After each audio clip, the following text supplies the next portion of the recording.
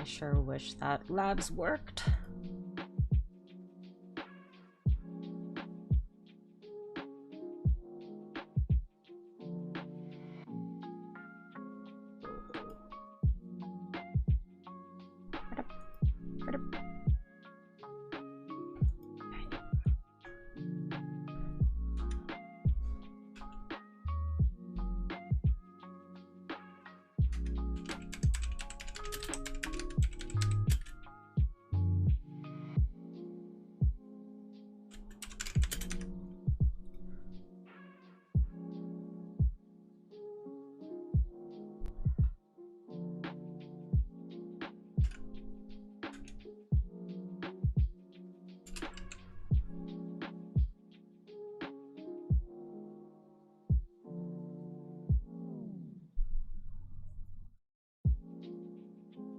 Alright. That should be fine.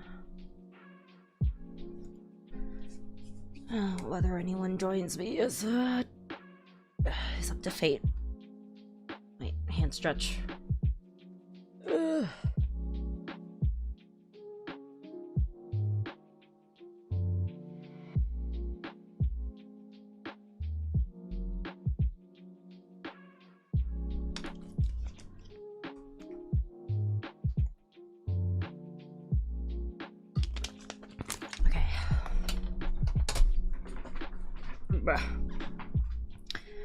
Let's do this.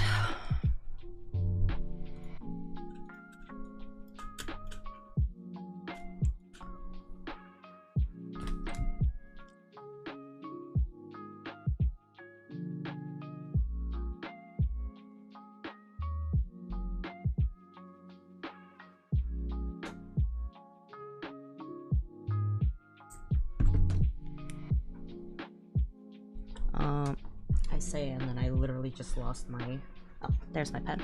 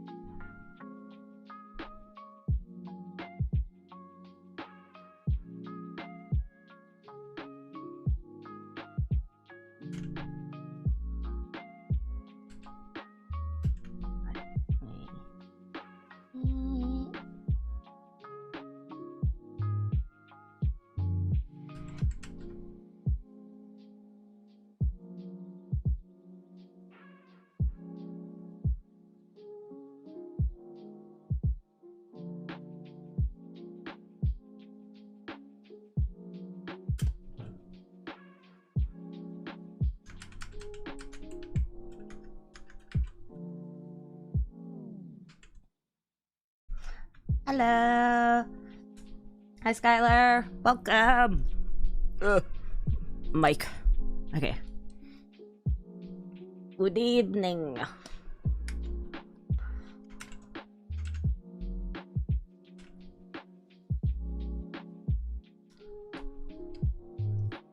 Bro, I took a fat nap after work. Oh man, my eyes misread that.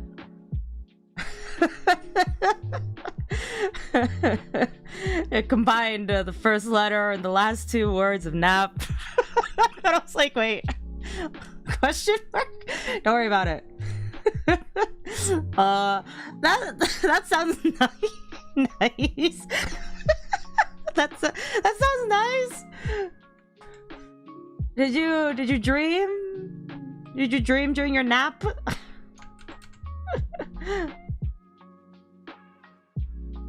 Not in public. I know. I'm just my. I can't read. All right. Like, at least I read way too freaking fast for my own good. Okay. No, this is not.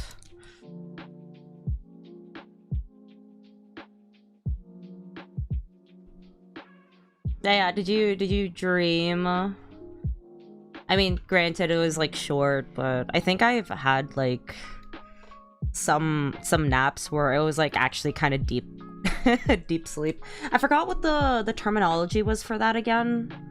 Like the whole rapid eye movement thing. I think I dreamt, but I forgot. Honestly. That seems natural. Let's see, what was it? The rapid eye movement dream.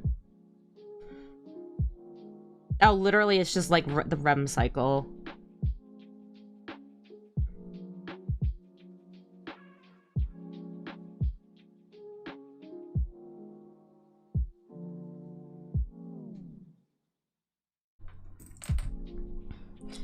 I may be wrong, as with most things, but you know. Okay, where?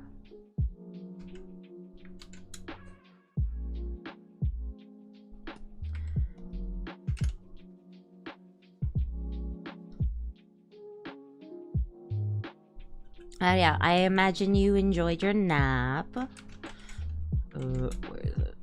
There we go. Oh, it's so convenient being able to do this.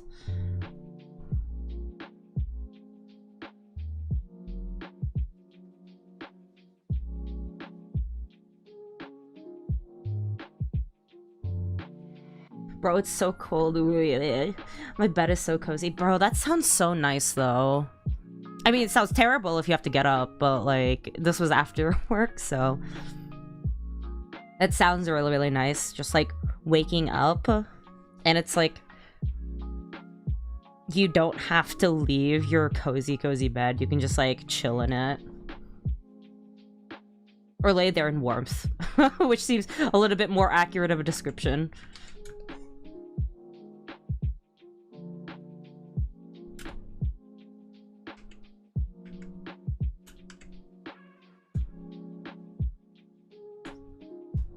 I took a nice shower after work to feel clean and passed out on my clean.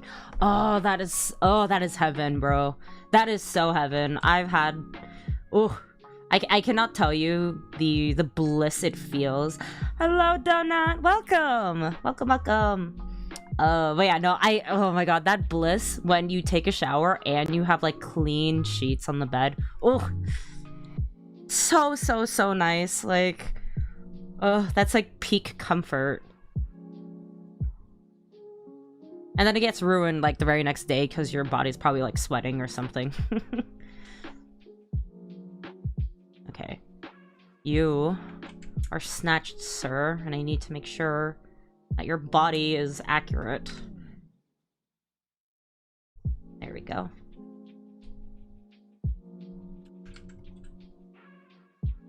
And then...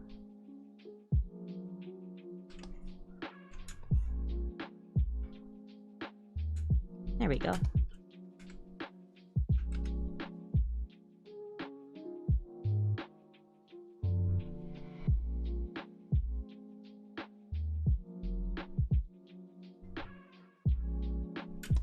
How are you, Donut? I didn't get to ask. Good morning, evening, afternoon, time zone.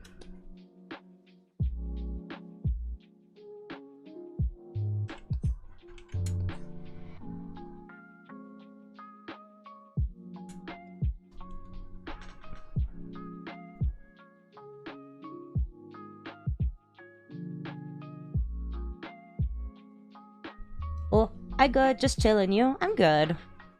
I was trying to be productive today. I just needed to do one thing. And I still didn't get to finish it. But maybe I can try. Like, after stream. But at the very least, doing this turnaround will make me feel a little bit more accomplished.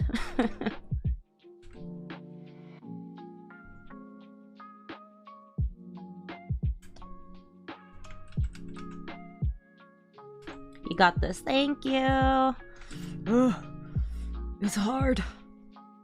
Retaining the attention span to, like, actually be productive. And then when I actually have, like, the energy, it's like, it's not enough. The day feels so short. I mean, granted, it's also winter, so it really doesn't help. Because, yeah, lack of daylight.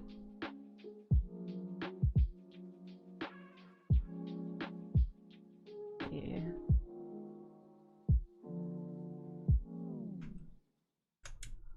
Nah, I want this. There we go.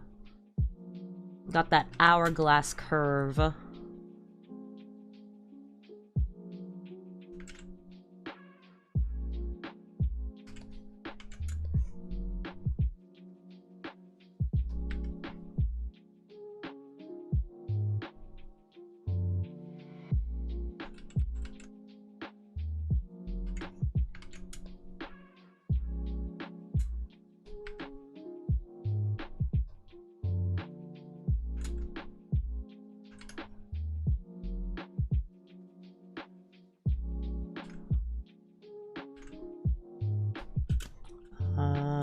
Let's see. There we go.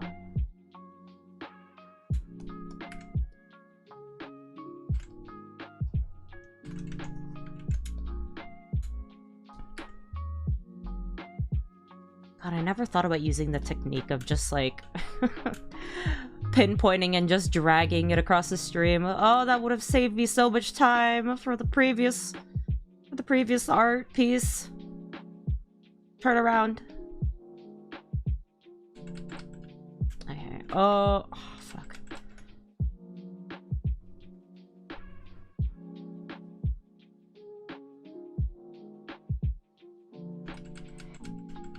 I say it and then I have to freaking over this.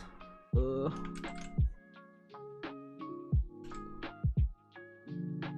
There we go.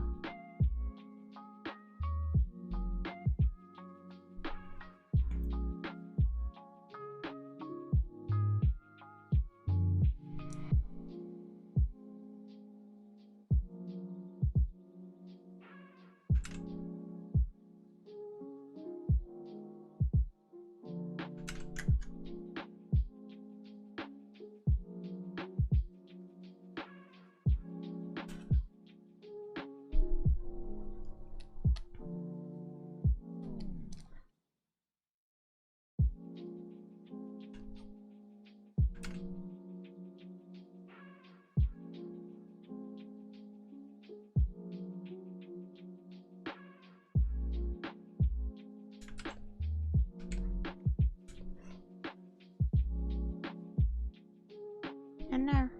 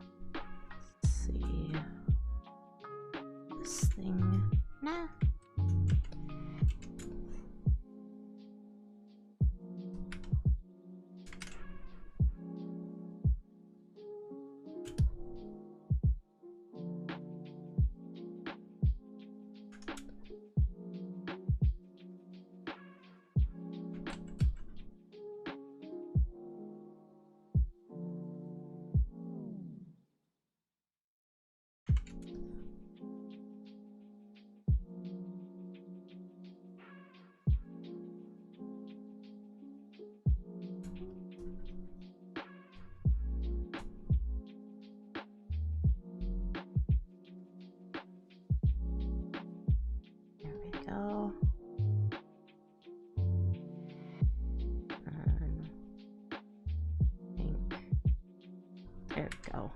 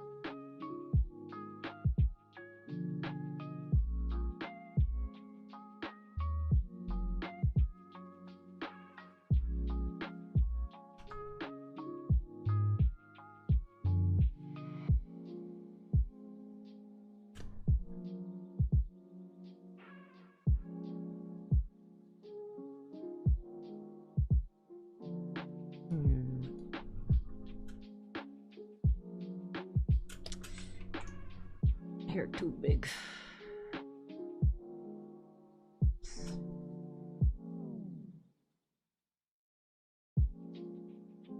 There we go.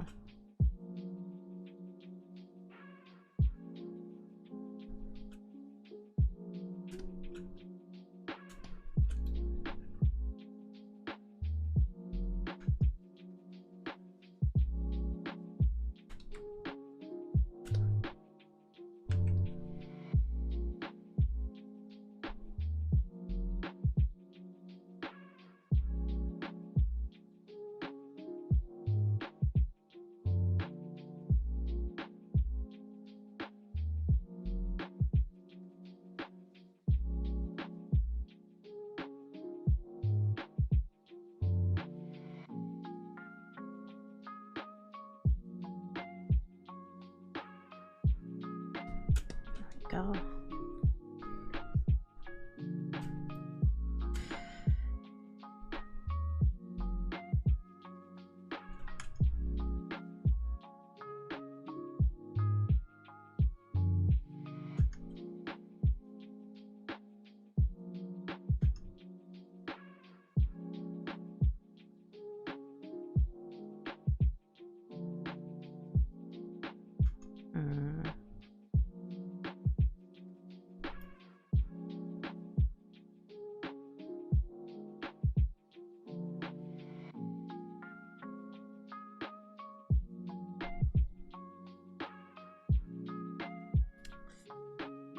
Ooh, I don't like how this is looking.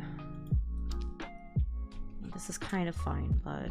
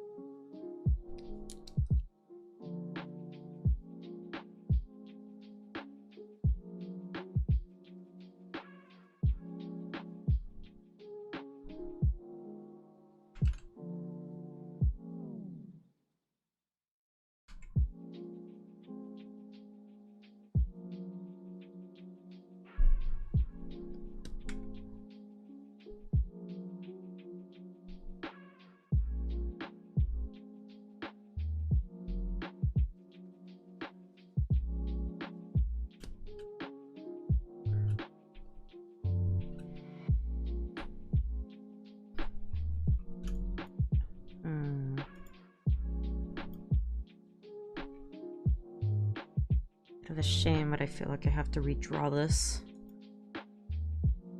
Or... I don't know.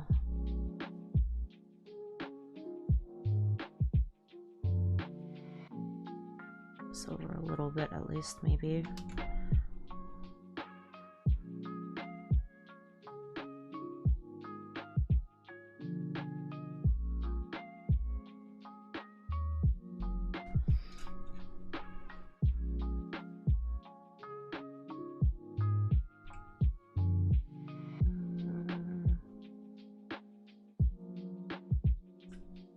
Fine enough.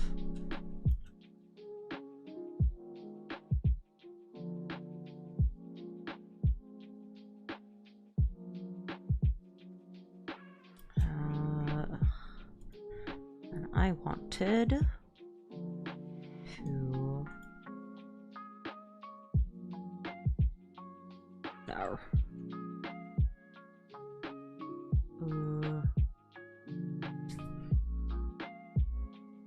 Move that over. Oh shoot. Error. There we go.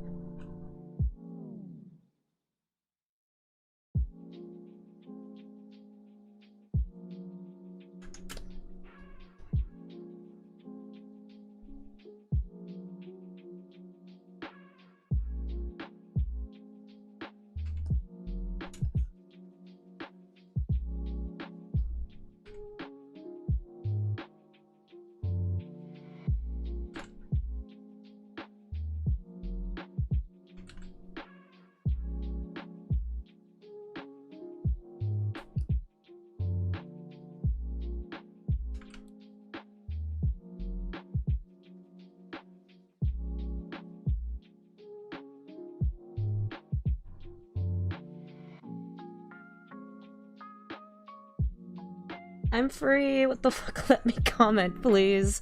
No.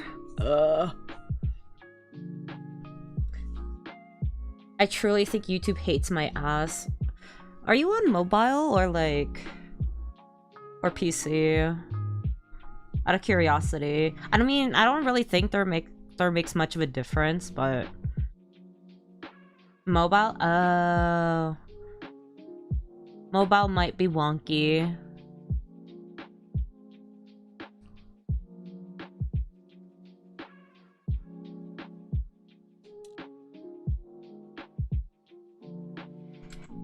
It still sucks though. I think mobile does it more often when tabbing out. Oh, maybe. It still sucks though. They're like, they should have that fixed at the least. If they're not gonna do anything else on, or like user experience, they might as well like, you know, at least fix some of the tiny bugs.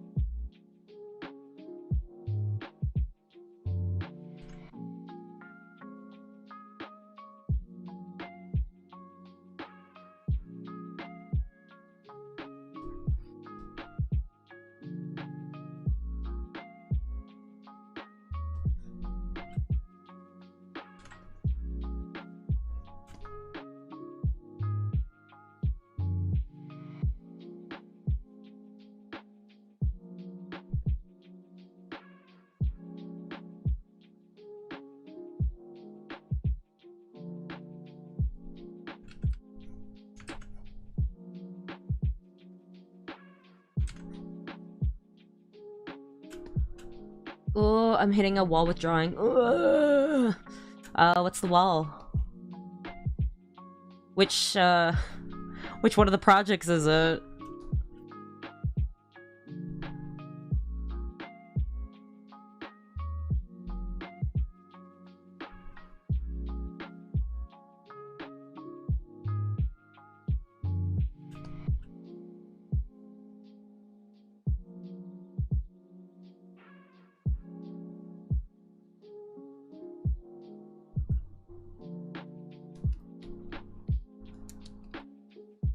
Birthday art, but I don't want to clean it up. Oh. Ugh. What you could do is paint over it. That's also a style. It's a different kind of cleaning, but you know, painting over line art makes for, you know, a lot easier of like making forms and erasing and like redoing things instead of like doing full cleanup. Totally not big bias, but you know.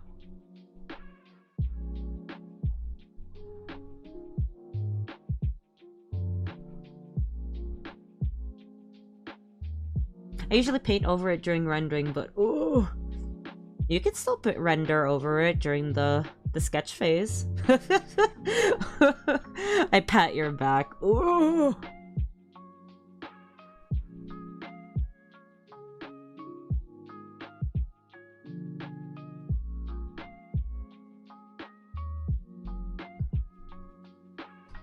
What's the deadline for the birthday again?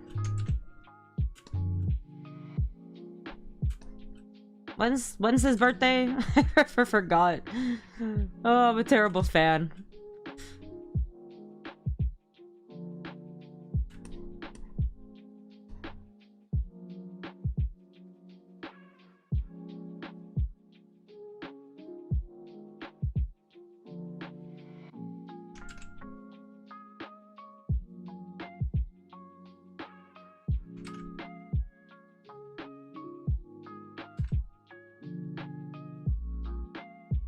February 7th? Ah, okay. You still have like a good chunk of time.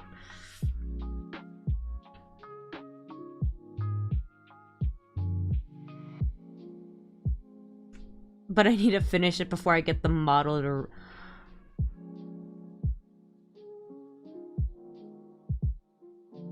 Wait, are you rigging this, or are you doing a different thing that like requires rigging?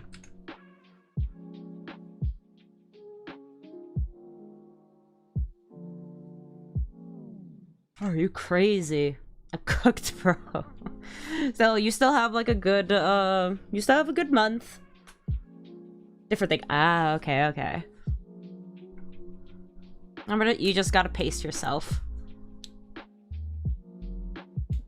Got that time management after all.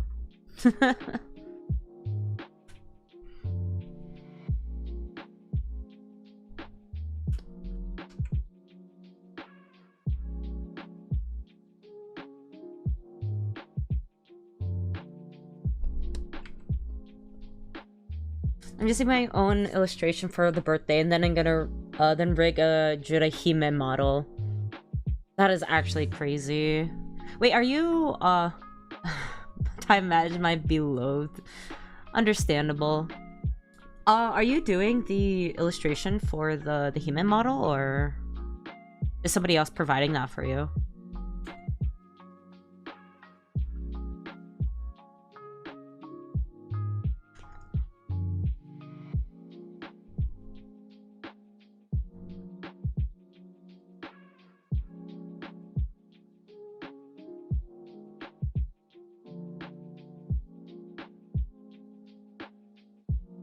Hoto's doing... Ah, okay. How far are they into doing the model?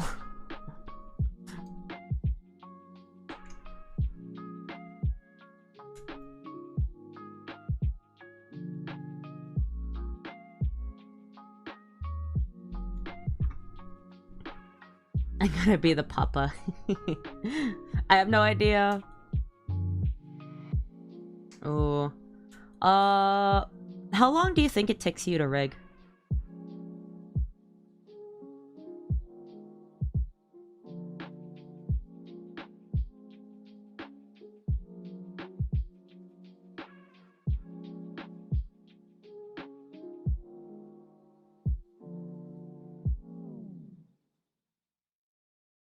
A week? Okay, so I told them to give me at least to rig. So that would be the first week of February.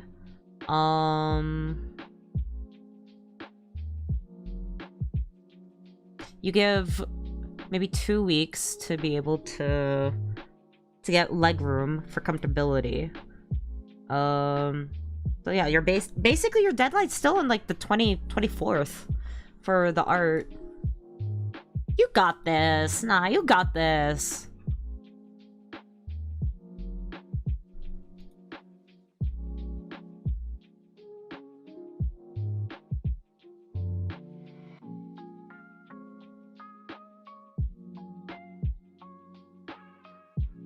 Nah, I believe in you. The power of the sorority, blessed upon ye, becomes a snail. You got this guy. Yeah! Got 2 of us cheering you on.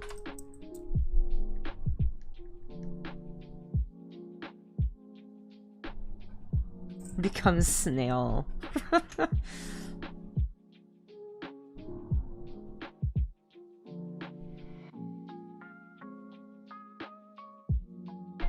Thank you. I totally believe you got this. We totally believe you got this.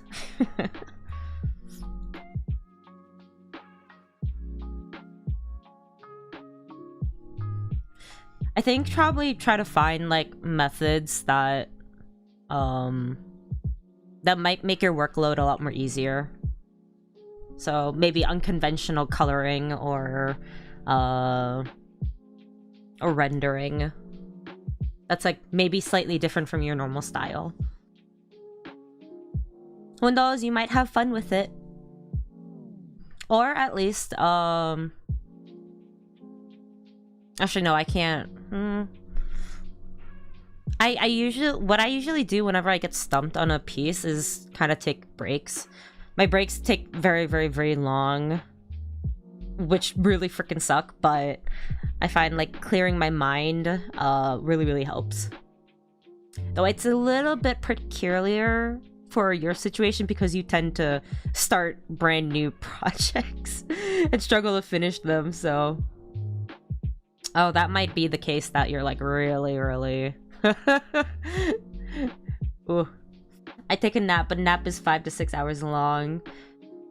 See, I wasn't so thinking just like naps, but more of like doing something else entirely. Ideally, maybe like going out. Not for work, but like going out for leisure time alone. So there might be things that could potentially inspire you outside your house. Help, not my whip call out. I mean, you know, what you showed me is quite big of an illustration. And when I recall your tendencies, it's like, oh, okay, now I okay. Sorry, moving mic. Now I kind of understand. I blame my ADHD. Help. No, you got this. You got this. No, you got this. You got this. You totally got this. No, like that ass. You got it. You got it.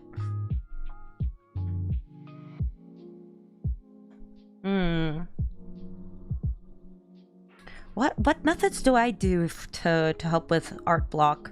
I definitely had like a lot of art blocks, especially with like my commissions. Ooh, that also reminds me. I need to do... Whoops. Hold on. I need to do a quick thing. Huh.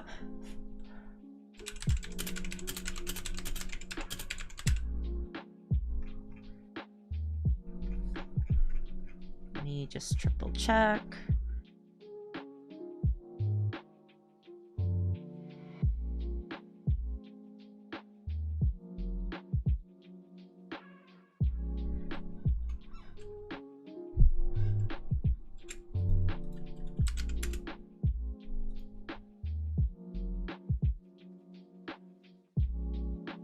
Go.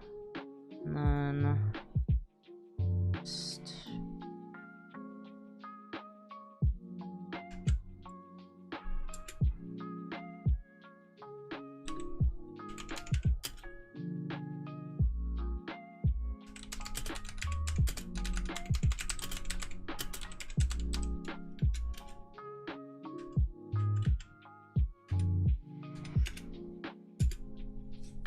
okay, that should be good.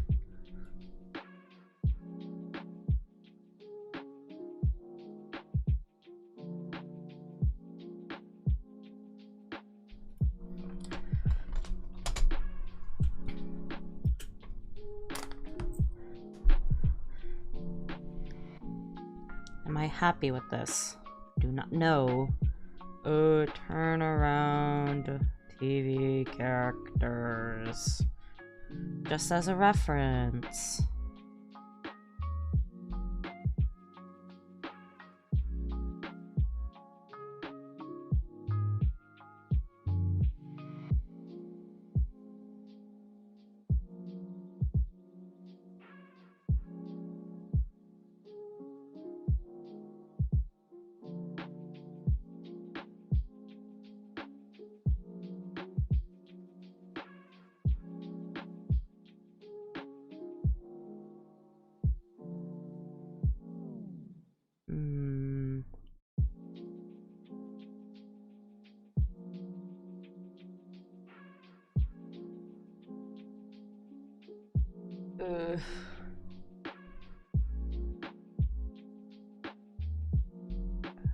TV show.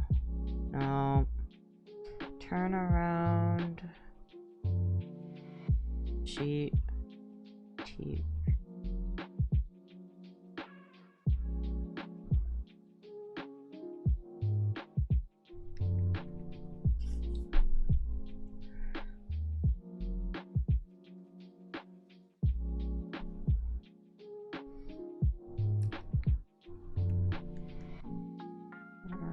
Sheets.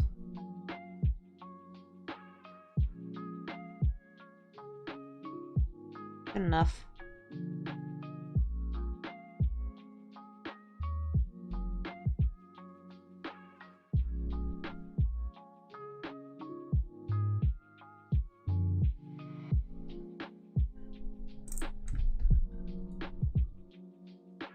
I can probably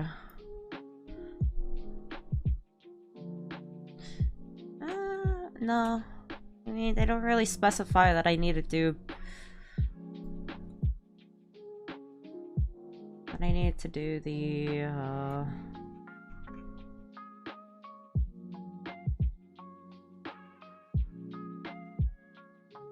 do facial expressions. Some other people did, but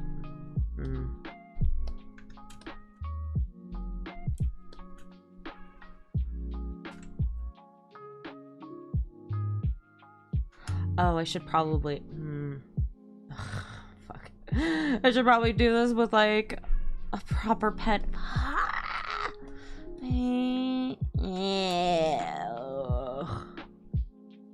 No.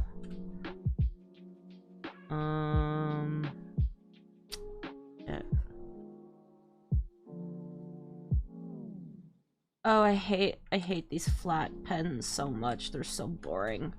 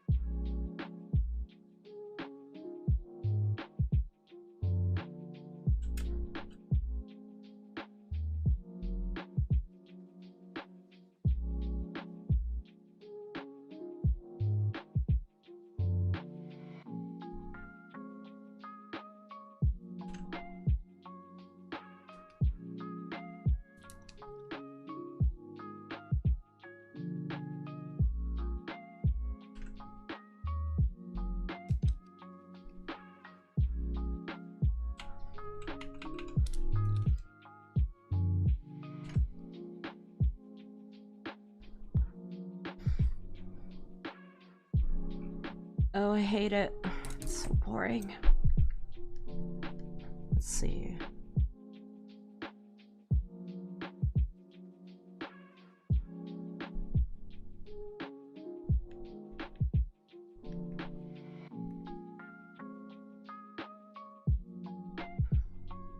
The line art is so different from your style. I know. I hate it. I don't like it. It's so boring. But I wanna. God.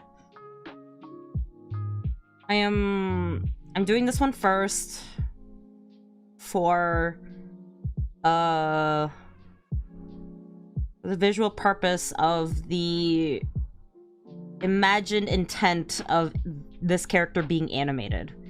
And for pipeline purposes, ideally you don't actually want to have a brush that has varying different widths, because you get massive inconsistencies in terms of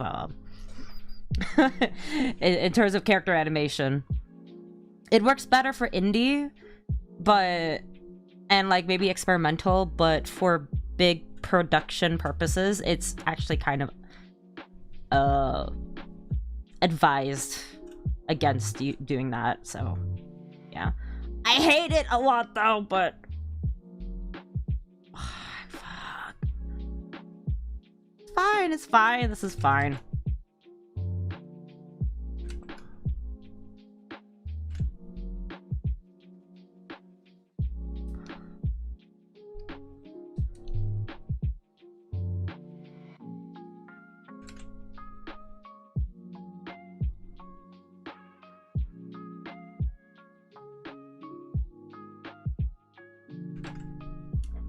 I need to...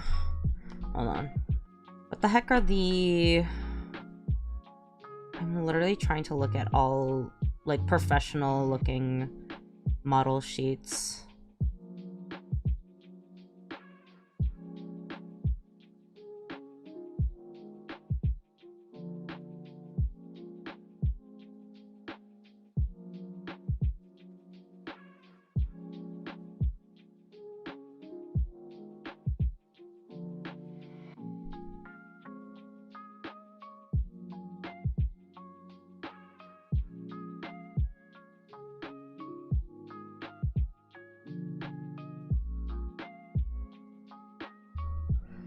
Oh, I hate this.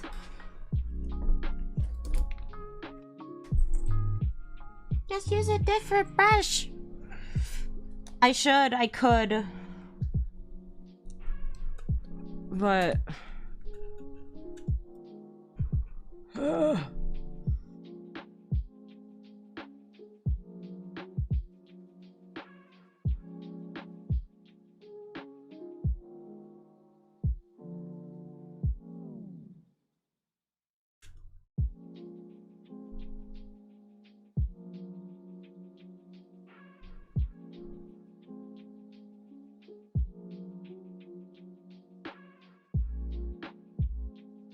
It's so thick and clean. I know. It's so thin and clean. Yeah. This is like old arts, like Zave art style. I don't do thin line art anymore. This is not. I don't like the thin. I want the thick. The thicker lines look nicer, but God, it just...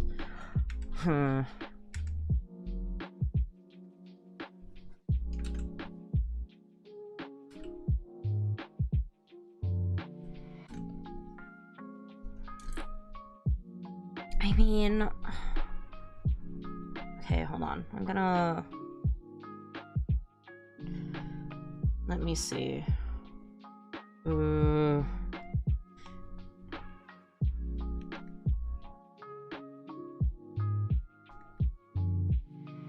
Thick line art is yum. It is! Hello, welcome Road to Haru. Welcome. How did you thicken the lines? Oh, you don't... Wait, do you not know how to do that? I rub my hands together as I imbue my knowledge of clip paint.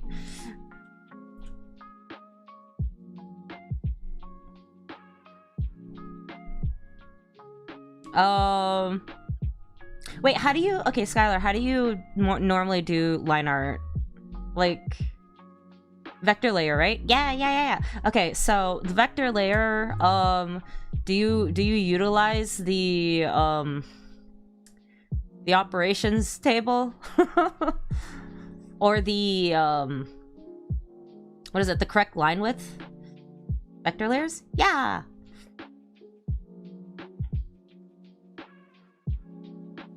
I do not. Well, this is the perfect time to teach you to how great Clip Paint Studio is in comparison to other corporate programs.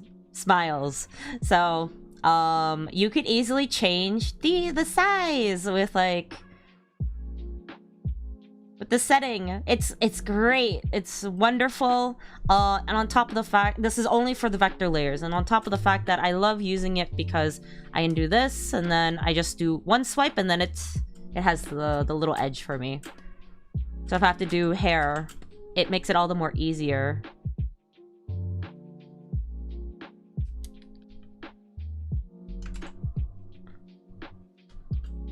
It saves up a lot of time.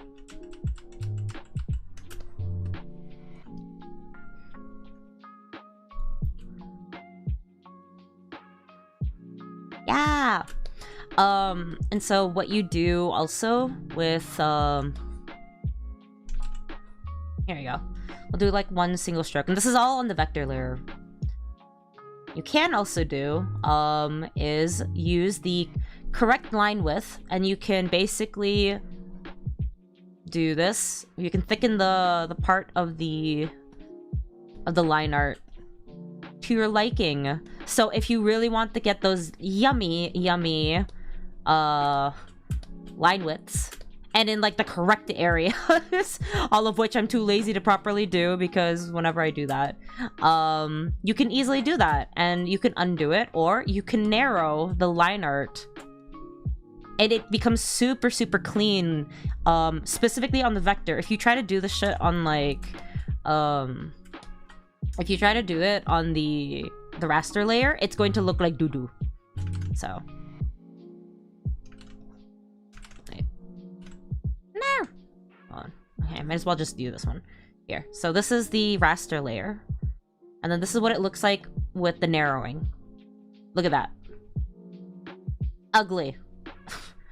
We point and we shame to this one specifically. So it's like, yeah, like you get, well, if you want the specific effect, say for like insects or something, but if you want like normal line art, like the vector layers all the way, and then it'll like smooth it out. But we don't want to do that. This is why we love vector layers instead of the thing. And also, wait, check this out. Brush shape, it doesn't show it because it's kind of weird, but you can change up the brush.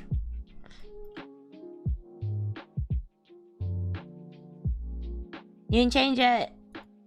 Look at how convenient it is. It's great. And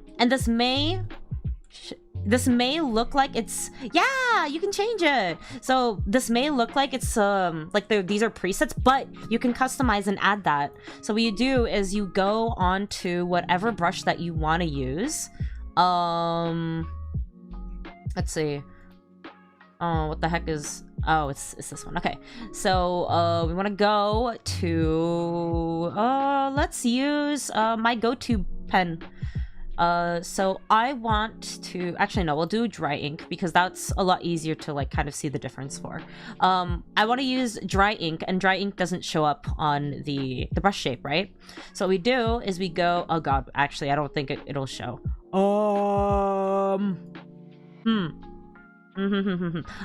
Okay, hold on. I gotta it's gonna be really scuffed and really weird. I'm going to copy paste my screens, and then I'm going to just do small little highlights, because I don't think it's gonna show the pop-up on the stream, and I'm too lazy to fix that. Okay, so what we do is we go on the brush that you want to use, that you want to put as a preset for the line art for the vector layer, right? You go to the show subtool detail, like the thing at the very, well, the very, very bottom is probably being hidden. At the very bottom, you're going to see the wrench. The wrench tool, you're going to click on that. And then you're going to see, the options menu, the customization menu for the brush. I'm gonna show the menu as soon as possible. After I'm like cropping in cropping in everything. Where is it? Okay, there we go. There. Okay. So here. Okay. So when we, well, actually, I should probably go to the corner to make it a little easier for you to see. There. Okay. So, gather on class. We go to the subtool detail. Right? We go here for the subtool detail. And then you go all the way, well, not that far down, but like, I think it should be the brush shape. When you go in the brush shape, then, the brush shape, you're gonna see the current brush shape. This is the you add presets. You add this to presets, and then you're gonna go to the vector layer, and then you're gonna pick the box. That's the operation, and you're gonna go to the object, and then it'll show on the brush shape. I did not put that in there, but that is just for demonstration purposes. This is basically a very similar method of like when you're doing customized brushes in Clip Studio. So yeah, I have a very, very specific set of brushes that I use for line arting. And say that I want to hold on, I need to put my my PureRef away so I can like see the screen, because like I don't have two screens, so my visual range is quite limited. Let's go to 3D. And we are going to grab a cube. We're gonna grab a cube. We're gonna zoom out. Zoom out. Zoom. We're gonna do like this box situation, right? We're going to remove the cube, and then we're gonna put the vector layer. We're gonna turn on the. This is not necessary, but I'm just showing this as like what you can do and how it really helps in certain scenarios if like you're using the rulers, right? You're gonna show the ruler, and then say you want to do like a table or of some sort. So we want to do the table, and then we're going to pick like a random thing. We're like, oh, looky here, do the nice little table, little pretty table.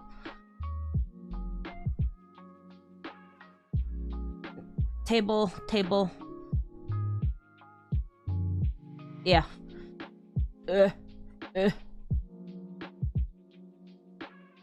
Is it the best? No. Is it for the poors like me? Yes, absolutely.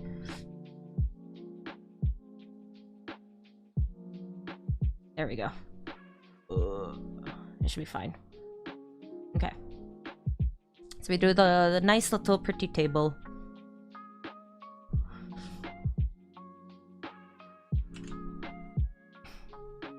Actually,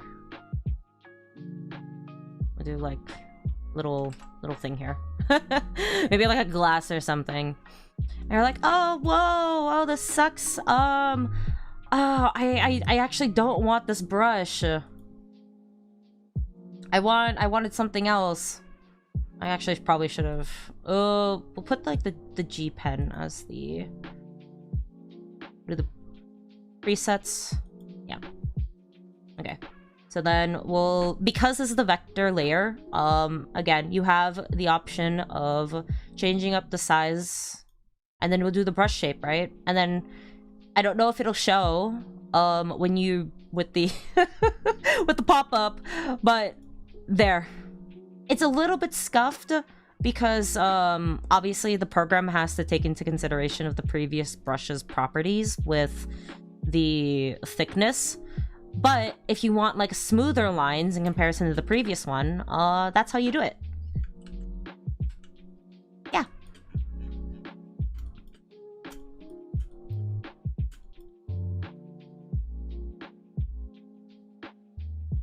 It's so convenient.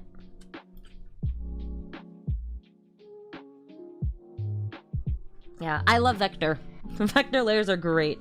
I need to use vector layers. They are the best. They're only used for line art. So yeah. I like you can color in them, but they just they're not the most optimized for wide area shading. But absolutely for scaling up and like retaining that nice crispy quality. It's great. Yeah, that's my go-to. It also saves a shit ton of time because again, I mainly use it, especially for line art, because it has like that feature where I can just do a whole bunch of like crossing lines. There's like a lot of intersections. But I don't wanna do like the manual coloring. You're like, that takes up too much time. No. So instead, what you gotta do, this is just like, we just do this. We just do this. You see how simple, easy breezy cover girl that is. Like I don't have to like worry too much about like it'll be a little scuff for some areas, but like it's so just one. That's all you need. This is great for hair because like I get very lazy, and like even for like very specific shapes, say if you want to get that nice clean line again for like a square or something. Right? So you're not having to like and you see like that ugly little thing over here and like no. We do this and then all we have to do is just circle around. And then bam, it's done. It's done. It's ready. This is how I draw quote unquote quickly. it's like you do use these shortcuts, it really saves up a shit ton of time. How you do this on Photoshop, I have no fucking idea. This is why I'm a Clip Studio girly. But yeah. In order for you to be able to do this, you have to make sure you have the shoot. How do you do it again?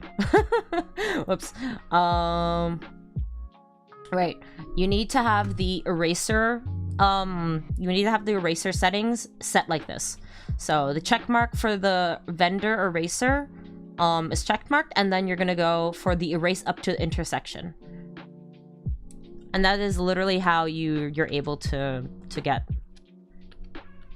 that.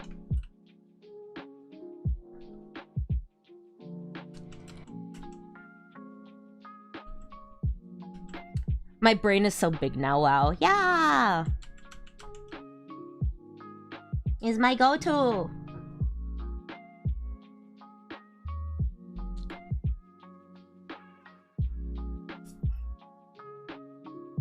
We work smarter, not harder. And when I say that, it's because I'm lazy.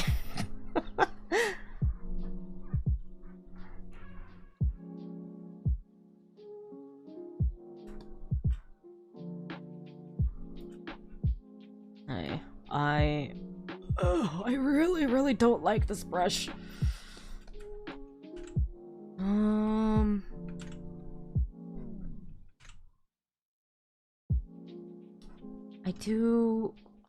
I don't want that. I don't like I like the feel of this brush, but I don't like how it like not tapers, or is it taper? I don't know. I don't want that texture. Look.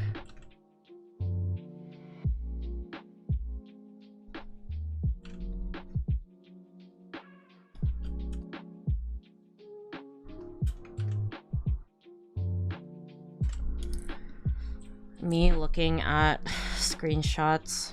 How often do they do that?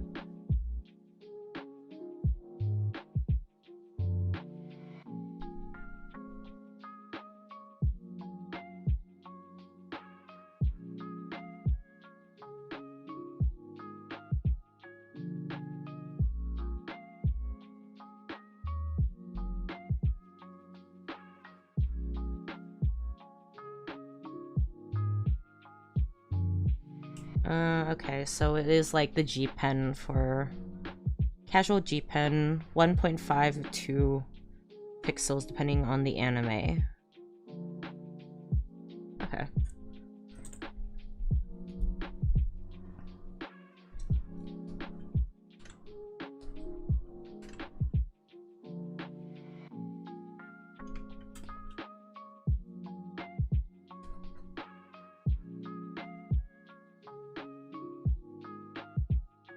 Yeah. This is like my old brush that I used a lot. I'll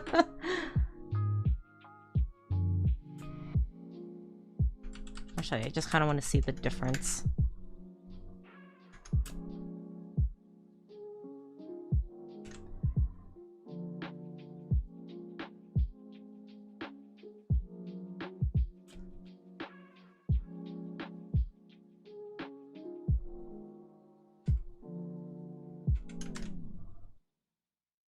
Oh yeah, I also forgot. Vector layers allow you to change up the main, the color of your brush as well.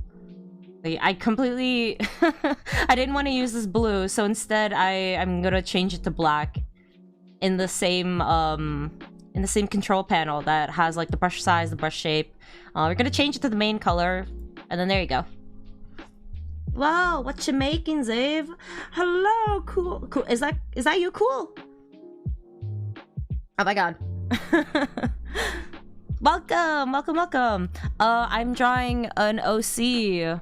I'm doing a turnaround sheet so I can use it in my portfolio, and also because it's cool. Yeah, yay!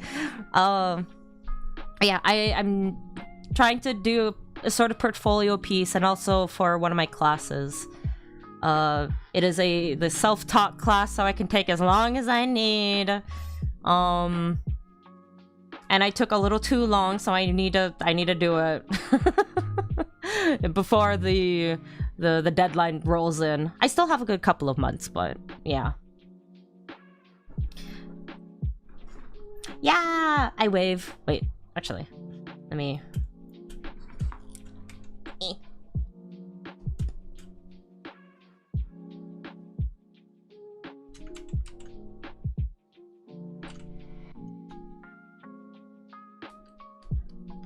I'm going on and on about like the vector layer, and then I like use the raster for these little doodles.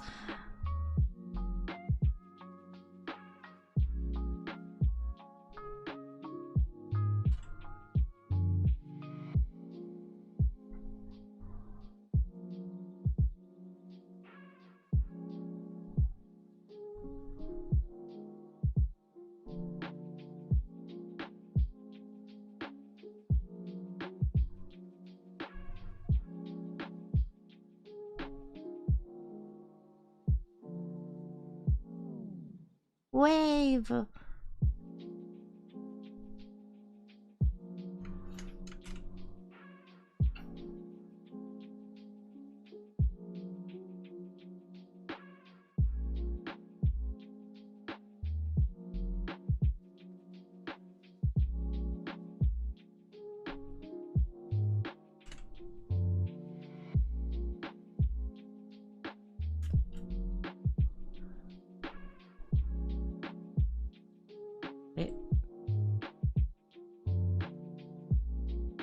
There we go.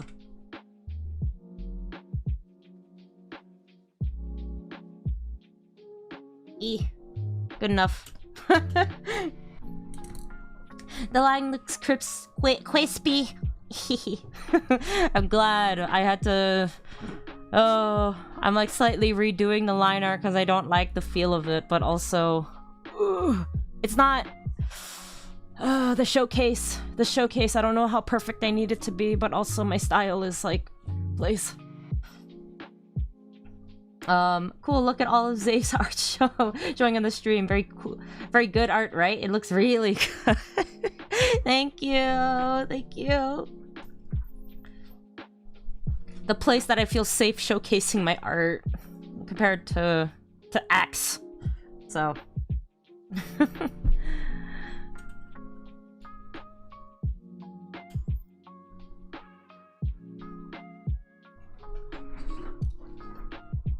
I'm telling you, Zave is professional. Or prof.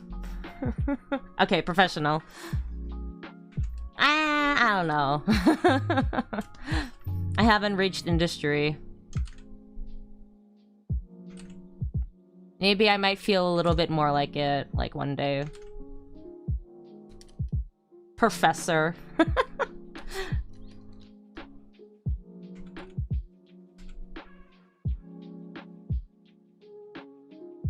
A professor for real too.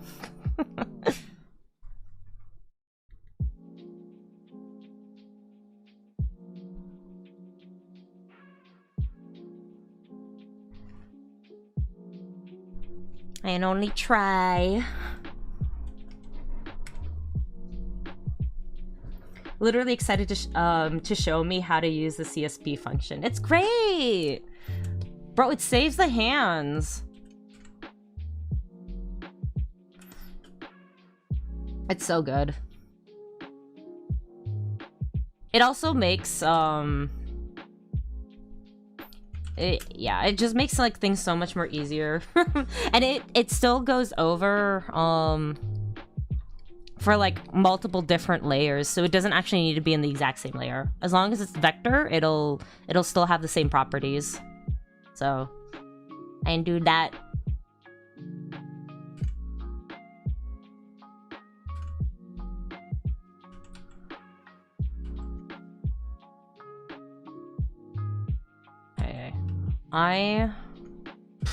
God. I want to...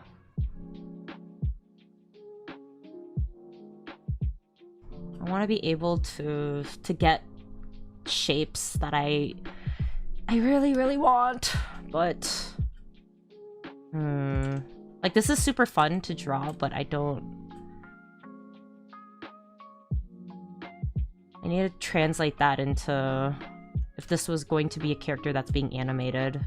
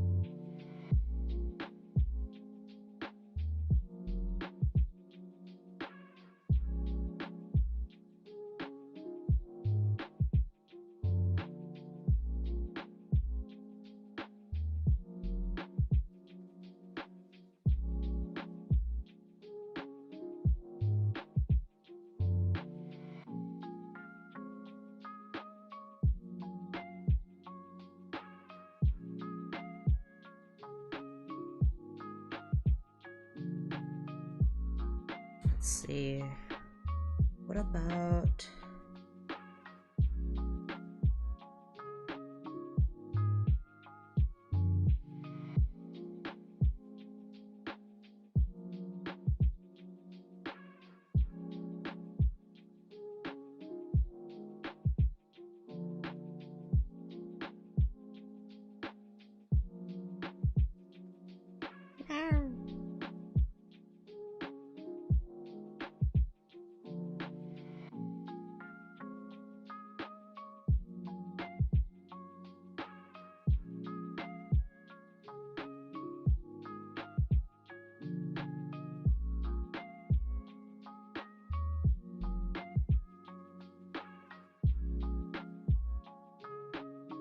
Is this going to show the full... No? Okay. Well, that's useless to me. I just want...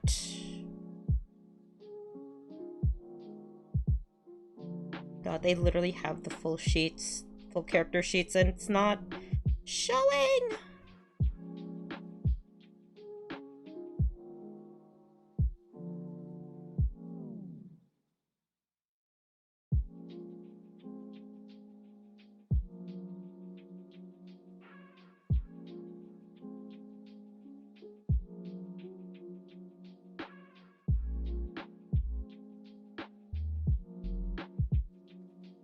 Okay, I think good enough.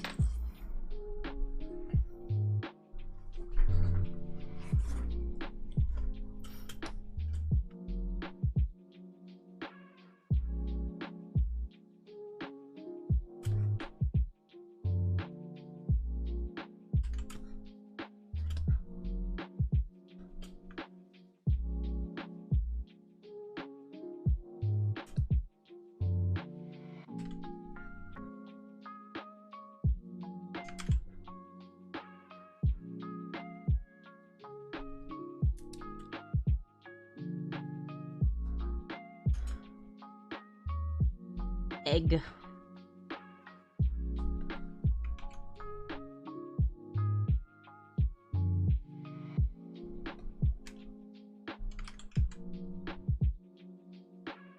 Egg. Bug eye glasses. Yeah! They were like my favorite. He was literally my favorite design ever.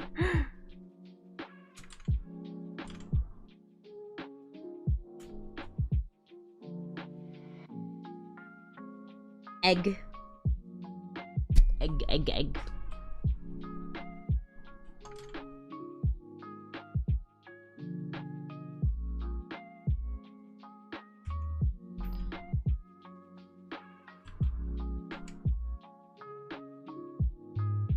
This is annoying. Please. Okay, there we go. In times like this. Yay!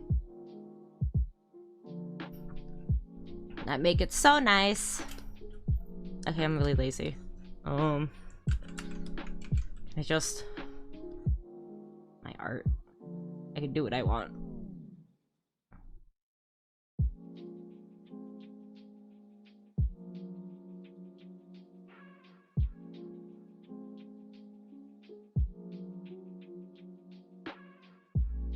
There we go. It's my party and I do what I want to.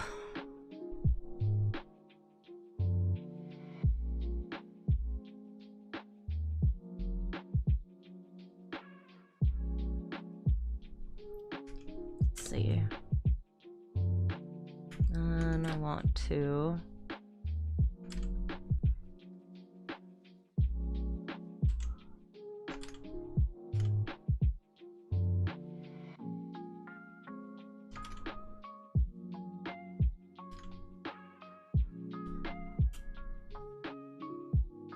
The way I've been understanding all your refs. Good. Somebody has to.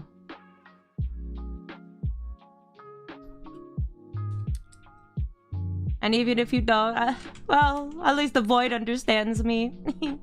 Ew. Ew.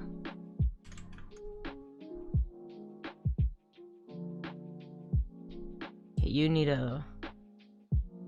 I need to move over here.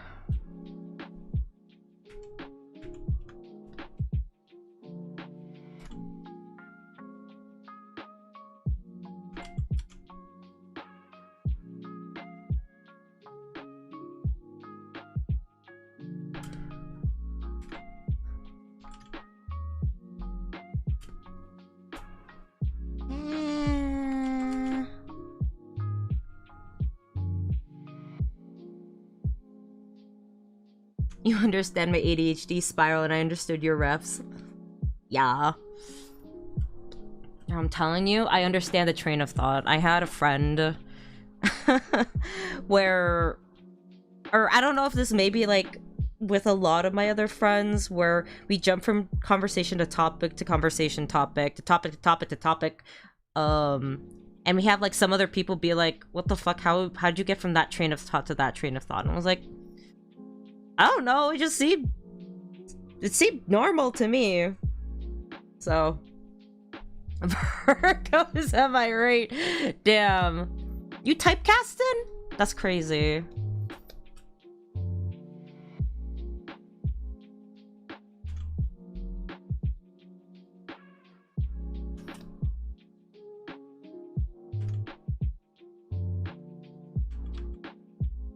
Okay, I like how this looks, but also I need this.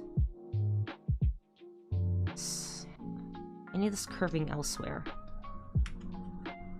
Oh, it hurts. I love the brush, but I cannot.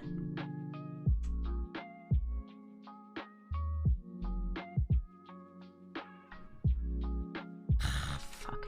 Hold on.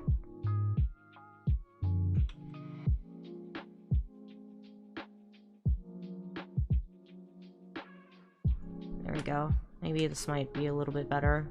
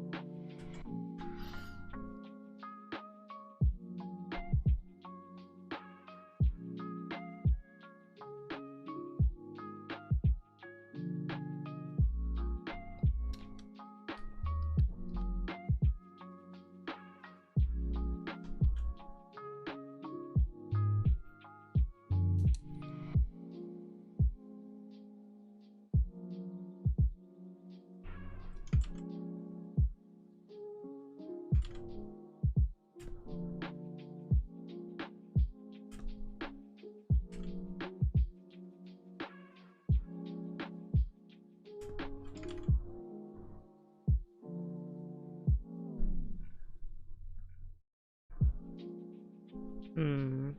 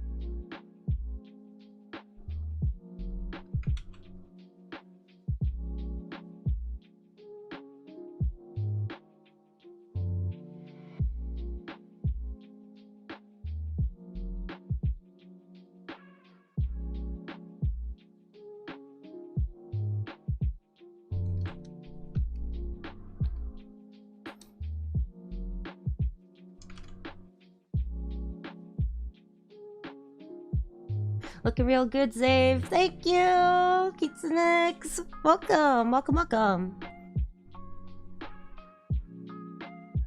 We out here. Ugh. I usually line a lot quicker than this, but it's very... oh god. Okay, yeah, I like the I like this line art significantly better than the first one. Oh god. We still have the rest. Ah! Portfolio, portfolio, this is all I need is portfolio. Okay, you need a... I mean, you don't need to be all the way up there, but...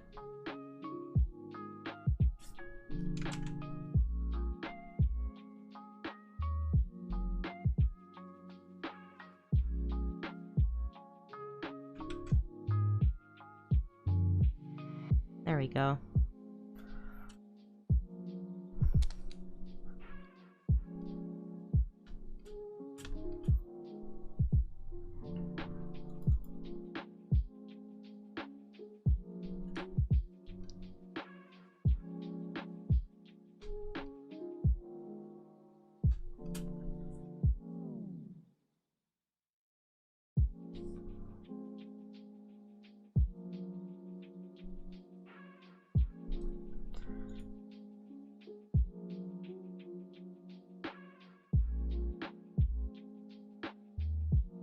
Nah, that's not the one I wanted.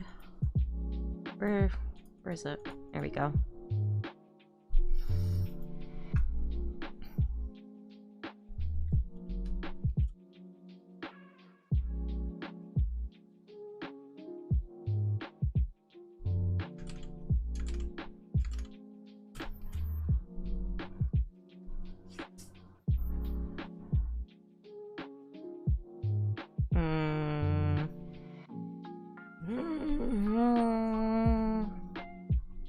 I'm just waiting for my lasagna to cook right now, so I'm basically just chilling. Hey, God, that sounds so good.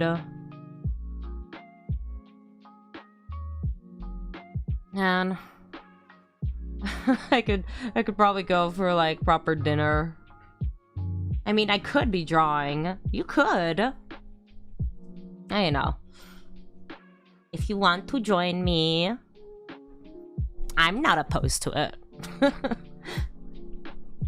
If you feel like just chilling and listening to me occasionally yap and just keep me company, then I'm all for it.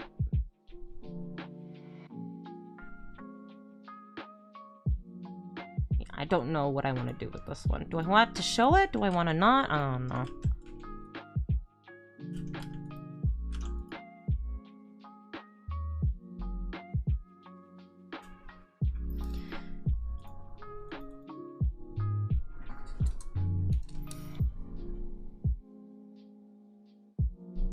Oh wait, I had...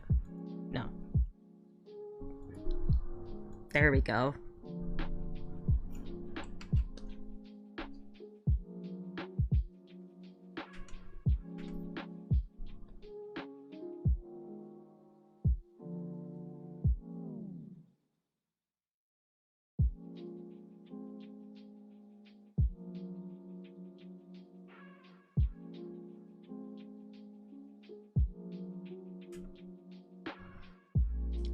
While I wait for food, I'll occasionally chat, then I'll get food and go to room to draw. Oh yeah.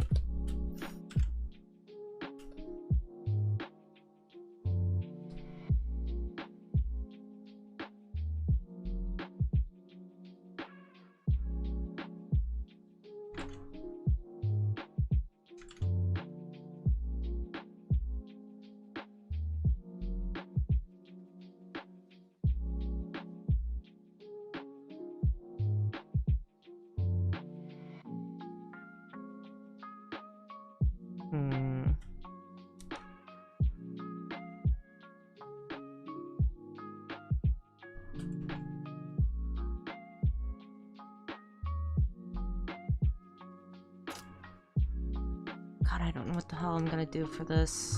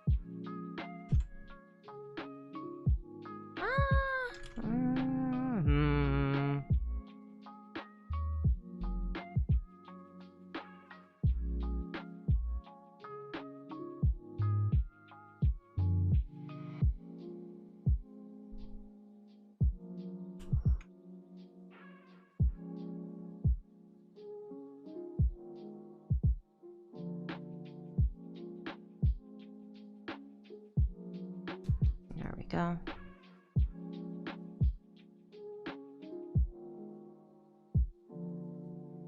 Just slightly.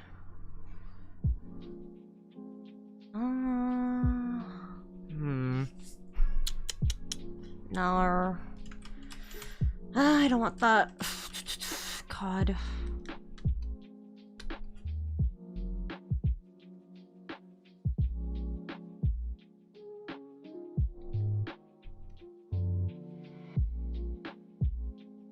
I want to have a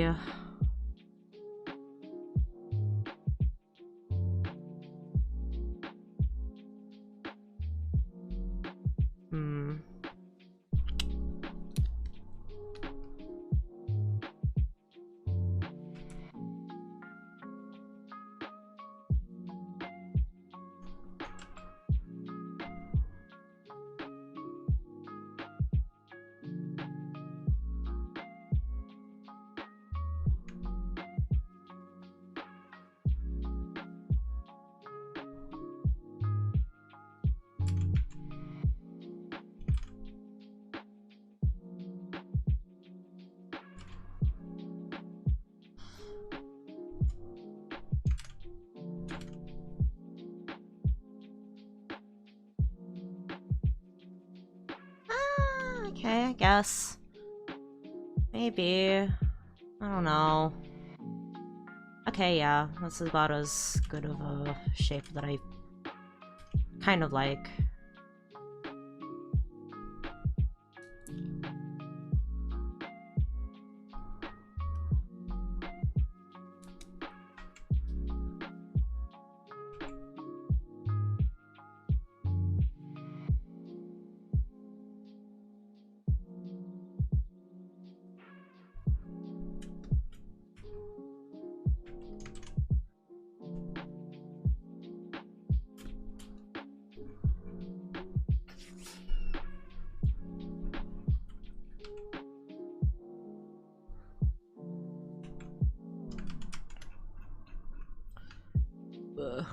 Nope. Nope. There. This should be fine. Probably.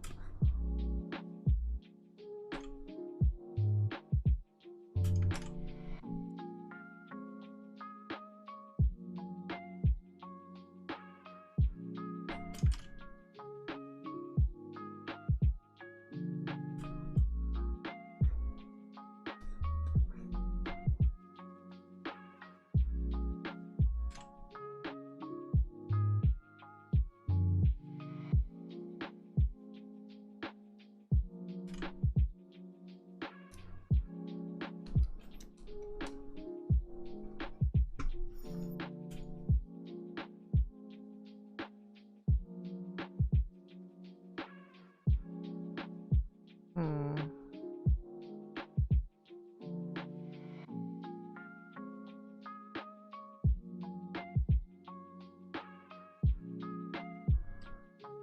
Oh, I just thought of this, but it would be amazing to have the ability to teleport food. Think about it. If you could teleport food, would you could solve world hunger. True. True. But then I feel like the government would like implement some sort of freaking law that prevents you from actually solving that issue.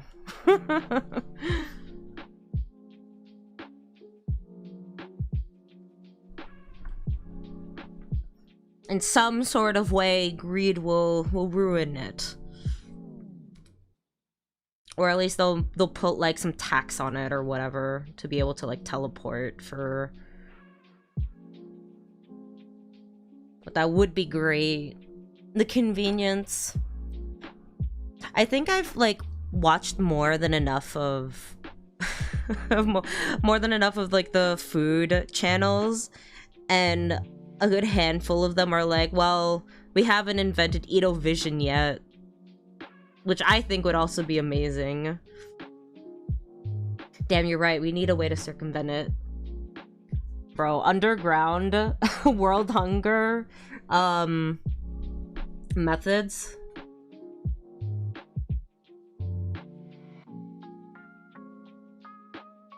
That'd be crazy. That would also probably be like an anime of some sort, not gonna lie.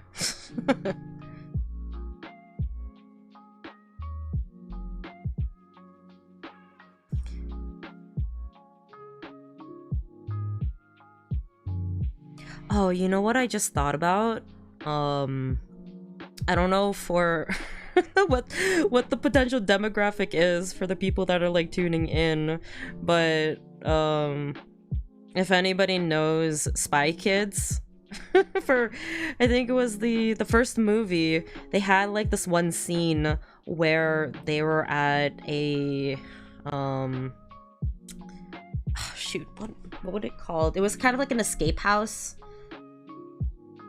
And they basically had like all these little packages that came from one of the drawers, and I think the sister was like, oh, we don't have any food. Hell yeah, Spy Kids, dude, yes, yeah. So, you know, for the scene where they were like, oh, there's like no food, and then they like look over, the freaking cupboards like miraculously are filled with food. But my favorite scene, like, I think my favorite scene out of the entire movie was probably when she put that little like plastic package into the microwave, of the high-tech microwave, and then it like flashed, and then she opens it and it was like McDonald's. That shit was so sick to me, and it still is. And I would imagine, like, man, if only we were that high-tech enough for things like that to actually be of existence.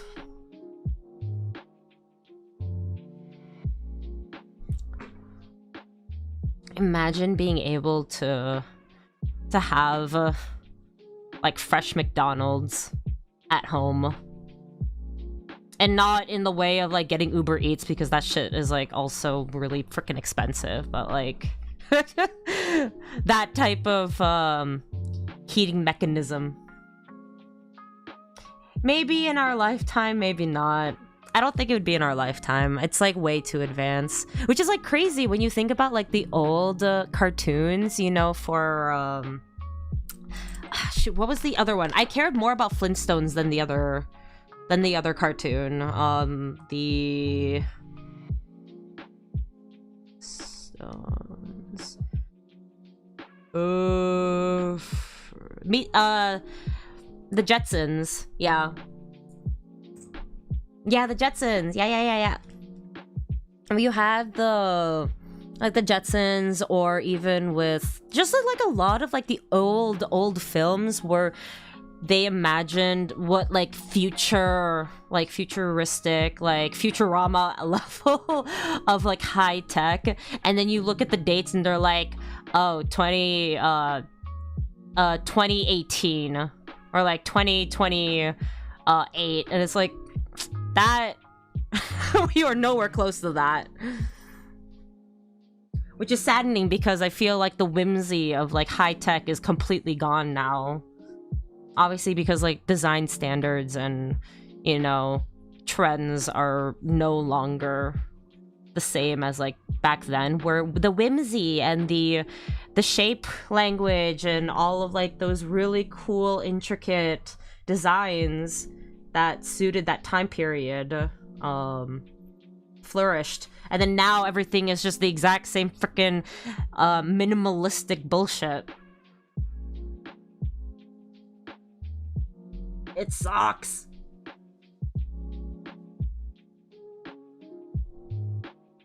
It's so boring, but I don't know. I was never one too much for sci-fi types of media, I guess, but it's still, I don't know, it's still cool though. I'm like looking at the Y2K style and I'm like, man, I still really like how it looks. And it's like making a comeback, supposedly, for what I've heard. Maybe it might make more of a comeback in the corpo industry too, where we can get over with all this minimalistic Ugo designs that are mistaken for every single other logo of every single other company.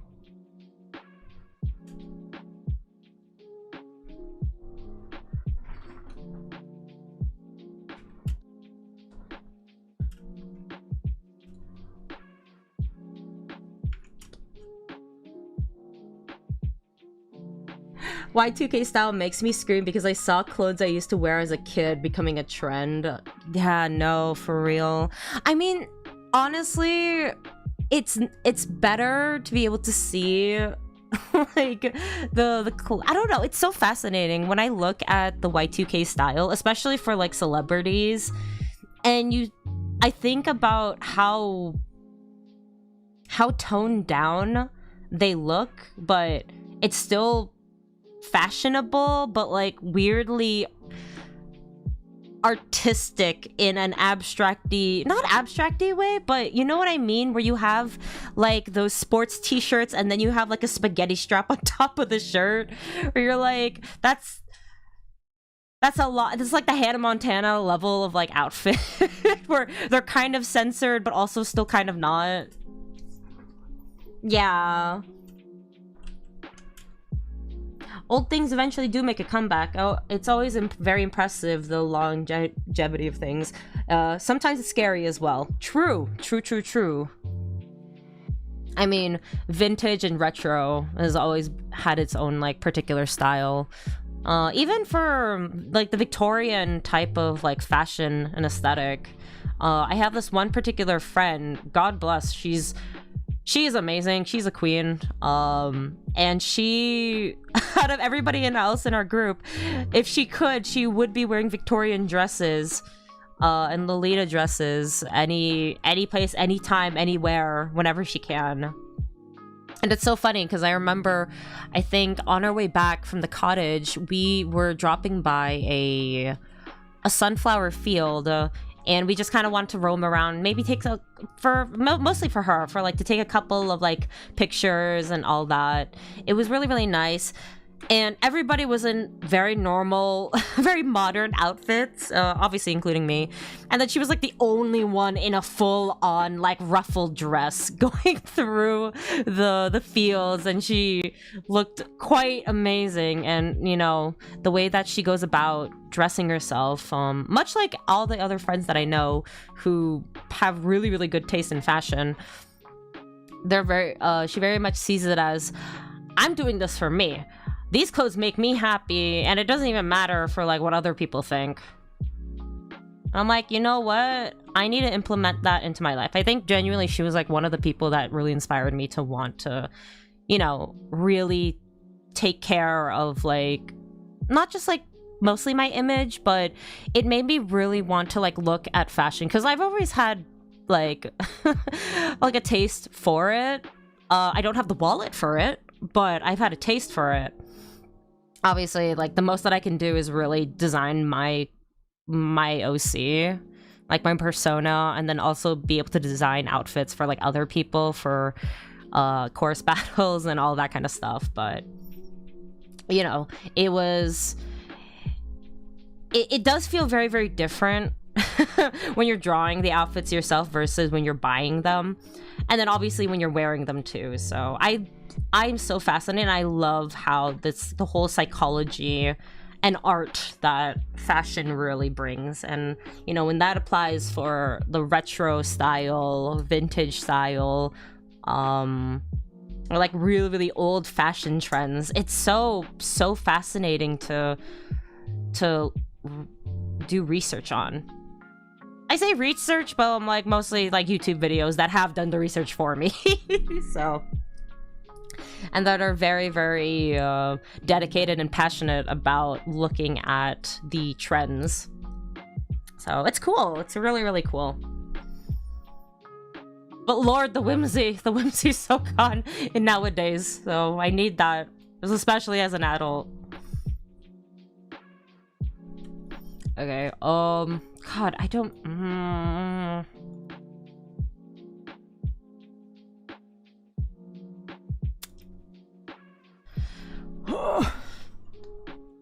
Do I really have to do, like, the whole triple line art situation? I don't want to. But I...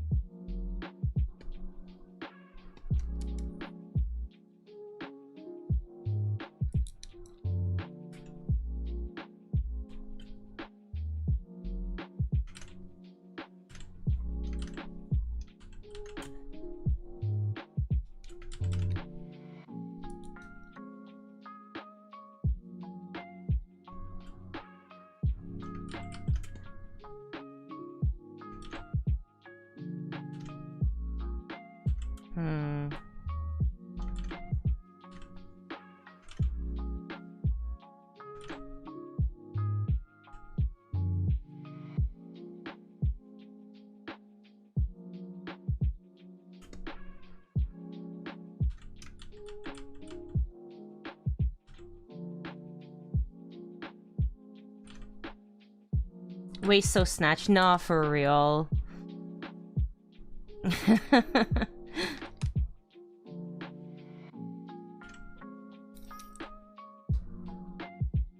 God. I don't know. I don't know.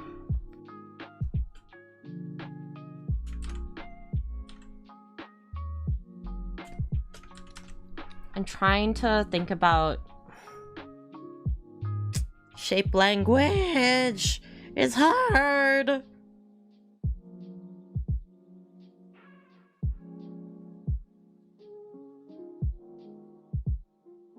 Well, it's fine. It's fine. I'll figure it out. Oh god, my mouse.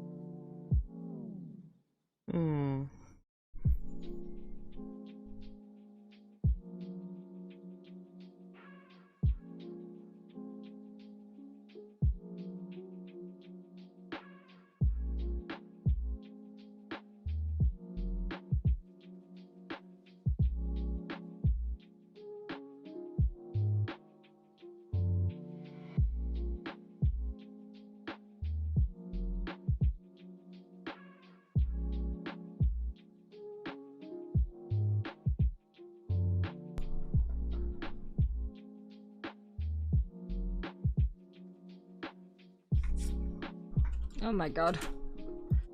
My scroll wheel. Oh god. I have to refine the body before I can do line art, and then I can kind of understand what the heck I'm doing.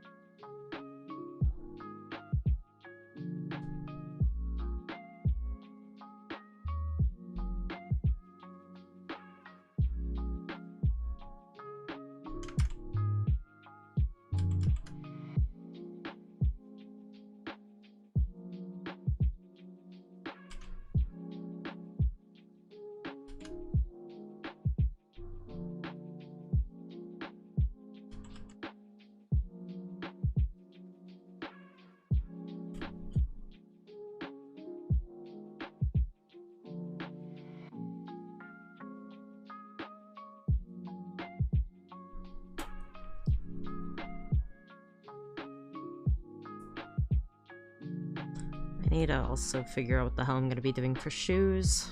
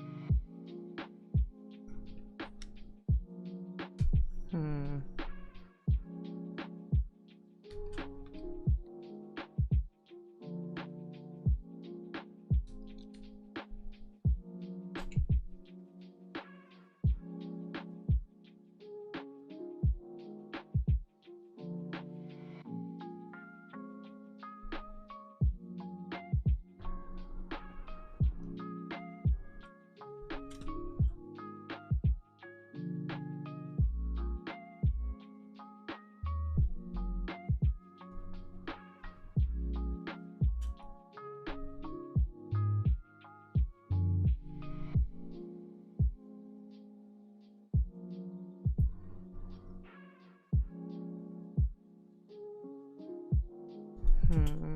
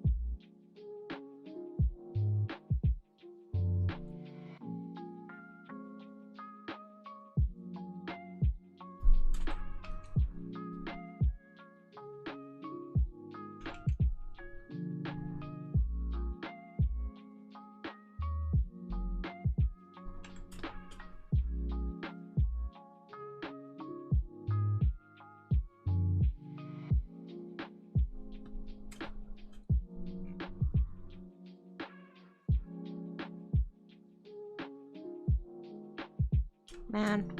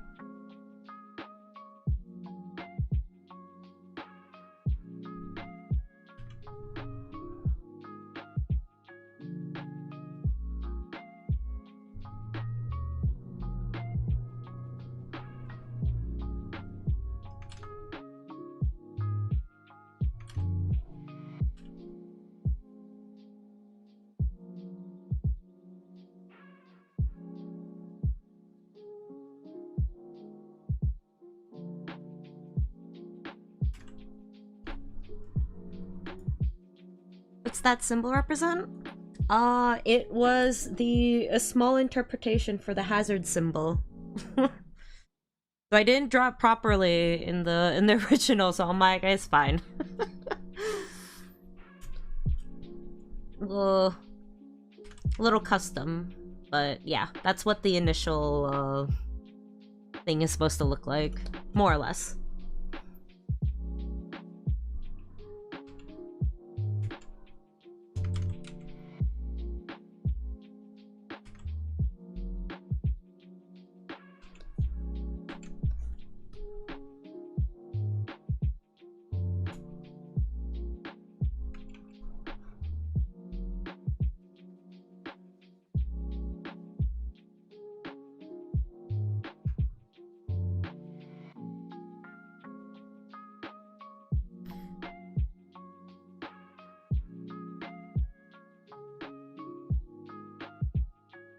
Egg glasses. I want to eat eggs. You know, I never opposed the idea of eating breakfast for dinner, so you could. Though his eggs are yolks.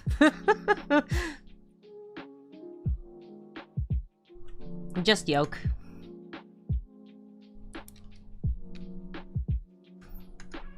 Alright, where is the... There it is.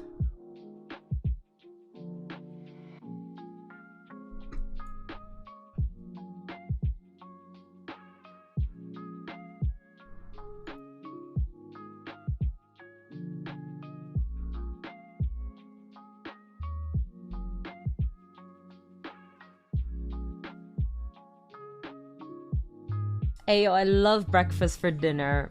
Pancakes. Oh. Oh, so you hate waffles. Got it.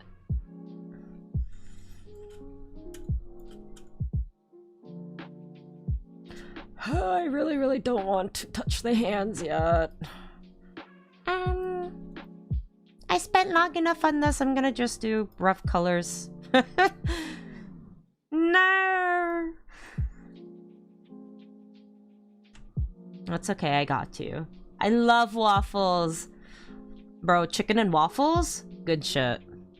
And probably like a lot more like suitable for dinner too. Maybe. Waffles are so yummy, right? Oh, the Belgian waffles. Ugh. All I just need is like whipped cream on that shit. It's chicken waffles, hell yeah. Yeah!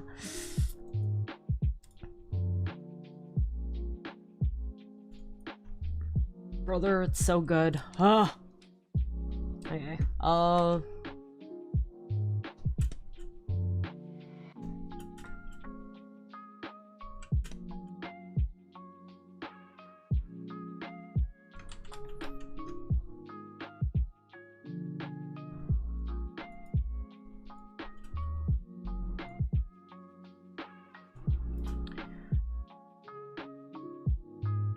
Actually, might as well... Where is it?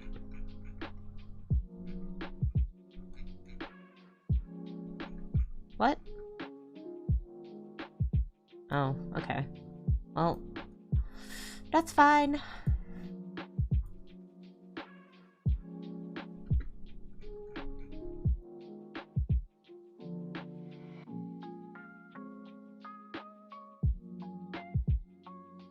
I'm very impatient right now. I'm not even finished the line art, but... You know.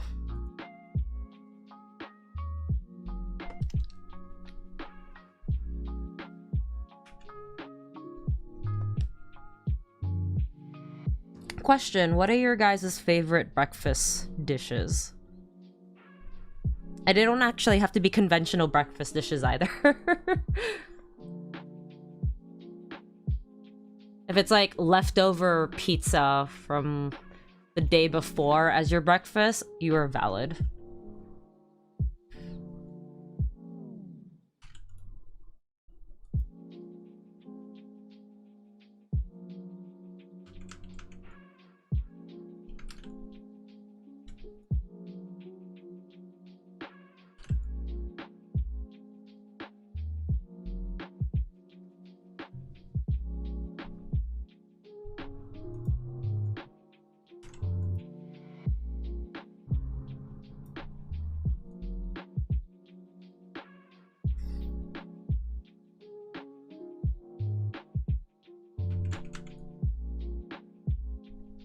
I like ask the question, then I don't even think about like what I would like. Let's see. I actually don't really eat breakfast consistently. Granted, I've been like waking up at like afternoons, so apple and blueberry porridge for me. Oh, that sounds really good, actually. I don't know. It sounds so not hearty, but I don't know. It's like the kind of, it would make me feel very warm, and it just seems really nice in the morning. Also, hello, Silas. Welcome if you just joined in, and if you've been lurking though, be like, yay! I'm happy to hear. My normal breakfast is what I have from dinner. Honestly, what a mood. Banh mi, I usually just eat lunch. Yeah, that's fair. I do have to say that when I had my job as a cashier, I always underestimated how important breakfast actually is for getting through the entire day, because Jesus, every single time I didn't eat breakfast, I was absolutely dying. Like, oh, my saving grace literally was lunch, and then every single time I actually did have breakfast, it's like, oh, I actually have energy. Whew, what a thunk. I open at a pizza place, so I have a tiny pizza at like 9:30 a.m. Oh, I honestly would do the same. And hello, Becca. Oh, do you have like a go-to pizza? Or is it just kind of like anything that's within reach?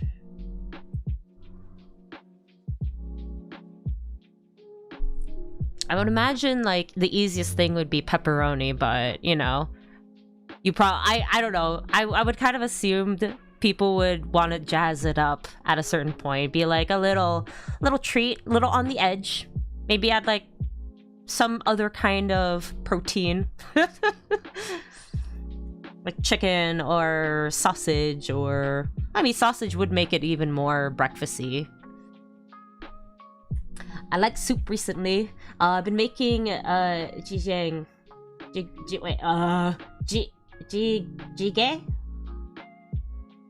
a lot. But before I can make a chili oil fried egg sounds so good.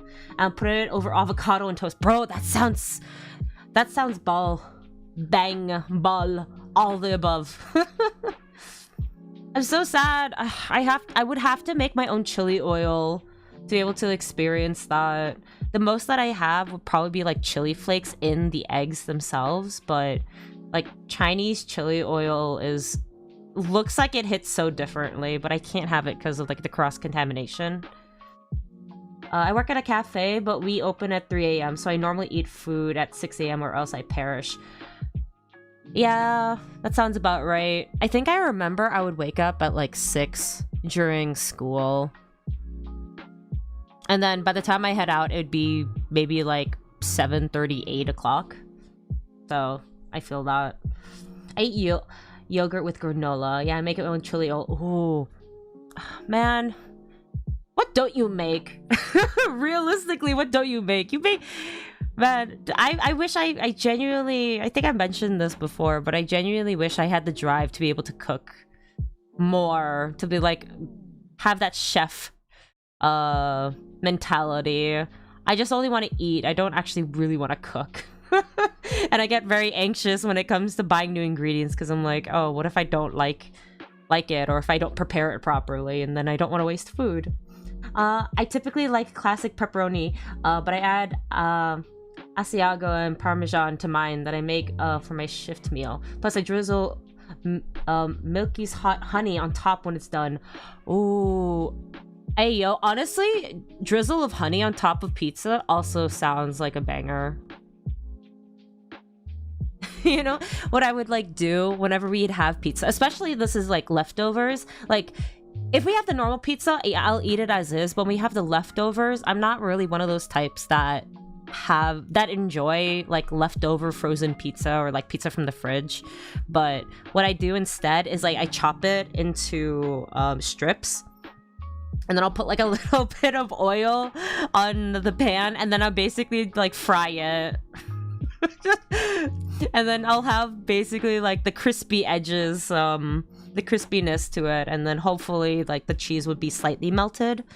But I prefer eating it like that than having like the cold pizza. I should try like drizzling mine with honey though, like the next time I do that. Spicy and sweet for the win. Deadass. I full agree. I honestly really love sweet and spicy dishes. Not just for like chicken, but like in general for like a lot of different things. I guess chicken would be like the easiest thing to think of when you're associating the two flavors, but hell yeah. I love food. I make my own bread, jams, and butter. I grow my veggies in the garden, so I save money on that. Bro, that is so good though. Honestly speaking, like just not only from like money saving aspect, but I also wish that I cared enough to be able to grow my own shit, you know. I would like to imagine, or not like to imagine, I'm absolutely sure like actual homegrown veggies and fruit are amazing to taste in comparison to probably the shit that you buy from the grocery store. And also like the hard work behind it too. Lord, we have like the thumb of death. You got the green thumb, we got the thumb of death. Every single time we have anything of plants in this household, and I try to like keep it alive, miraculously it becomes dead. I remember when I had my graduation, I think this was probably for no, I don't think it was for, maybe it was university, or maybe it might have been for my high school. But one of the graduations, my mom got me an entire bouquet of flowers, like specifically roses, and they were really nice.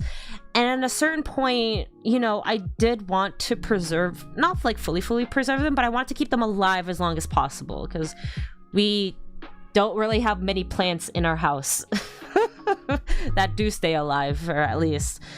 And at a certain point, I was trying to also remind my mom, be like, hey, I like, are you watering the flowers? Are you watering like the bouquet that you bought me? And then she's like, she did the little wave of her hand, and she's, it's gonna turn brown anyway. And I was like, I don't want it to turn brown. What do you mean? So yeah, that's the mentality in our household with gardening. It's not even gardening. We don't have a backyard, but yeah, gardening. I have buckets in my backyard and grow my own veggies in there. I can keep veggies alive, but I can't keep flowers alive. Is it how different is it in terms of taking care of veggies versus flowers? Because you also have you ever tried, you know, growing your own fruit? Because I know what is it for a lot of fruit, they go through the flower stages before they go into like actual like fruit. Definitely for strawberries is what I'm thinking about, but I remember there are other ones. I just don't remember from the top of my head.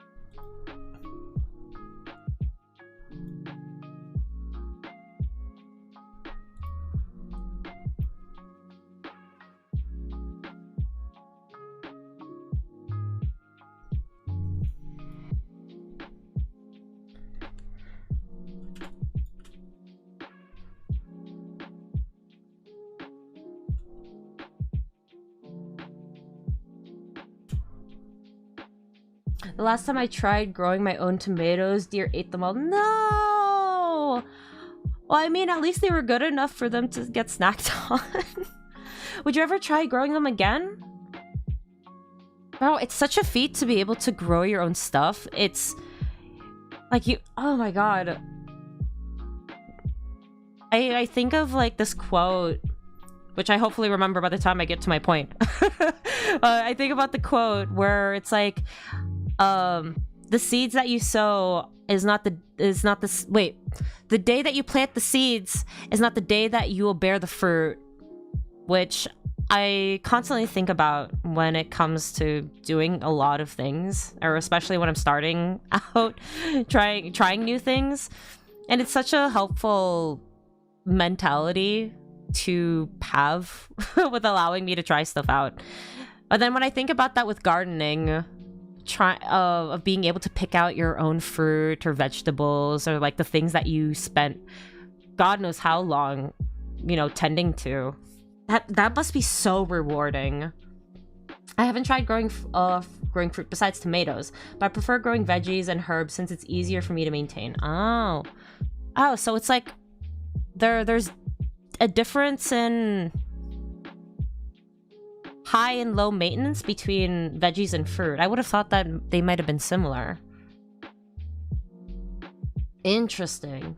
I guess for like herbs, I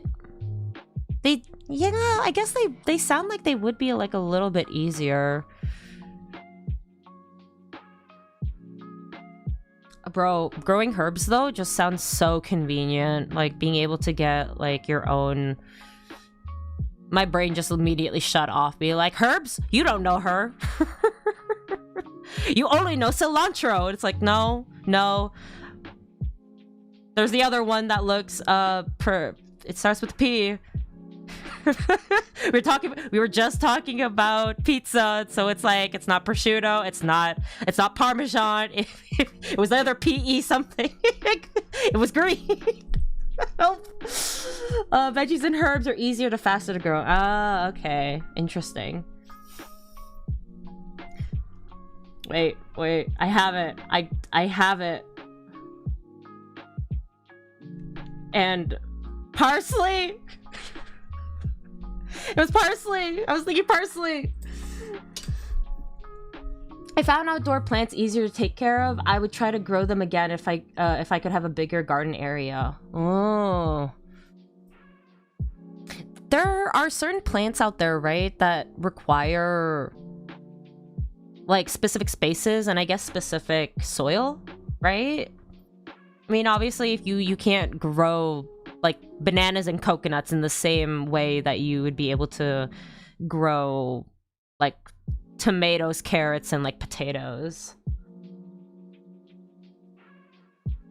Oh, there was this one YouTuber that I found.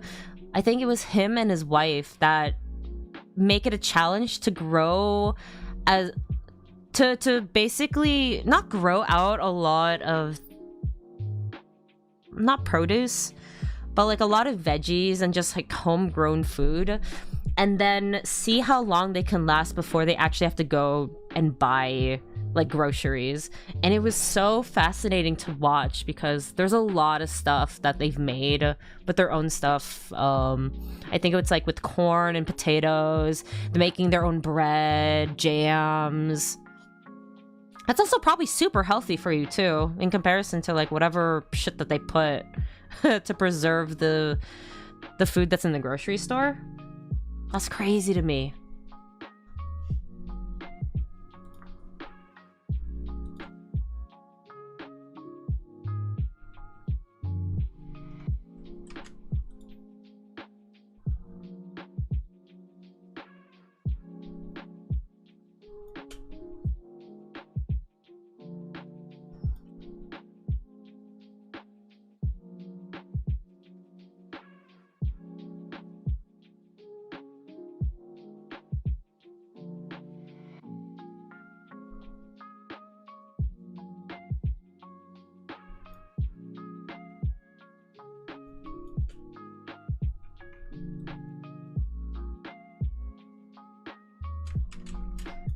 Did it? No.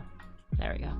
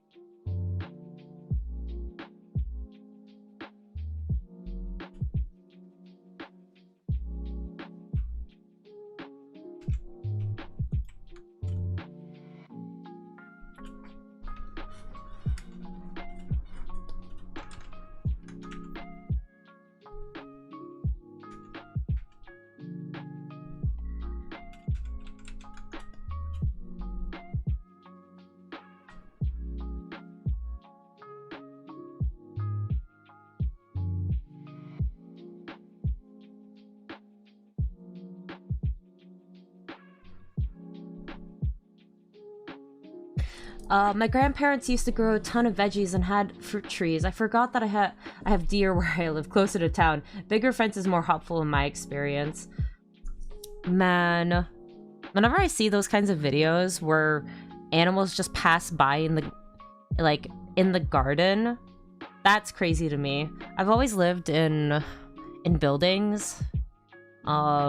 Typically like on the higher floors, so I've never actually had like a proper backyard. And the one time that I did live in a house, we had a giant ass porch with like a slit that literally had that could have like barely a hand, like in terms of width for to hold the soil, so we never really bothered using it.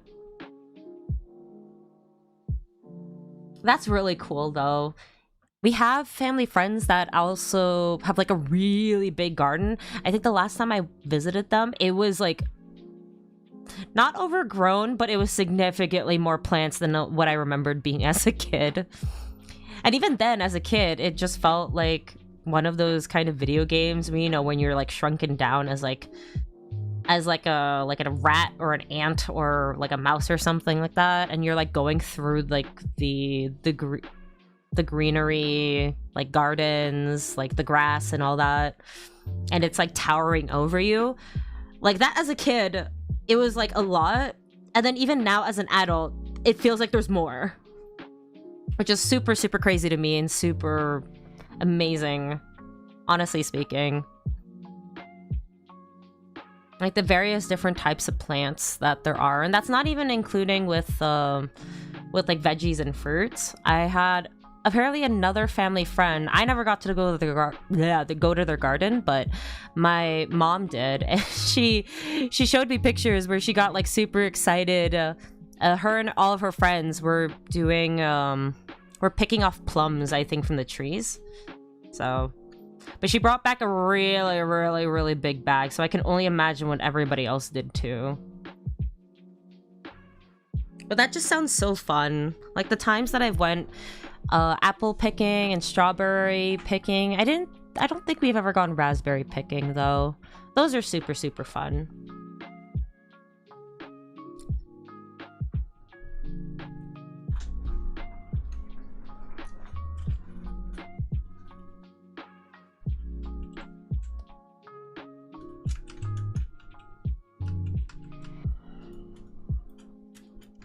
Now. There we go.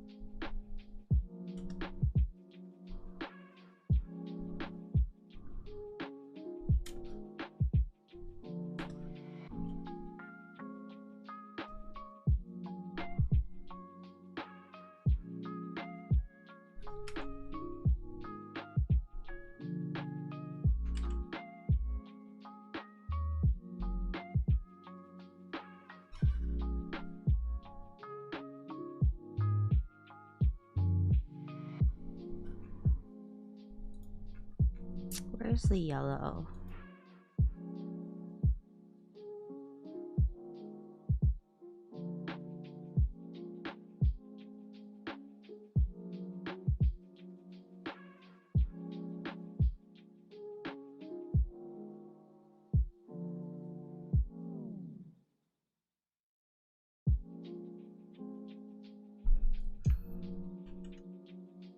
Oh, here.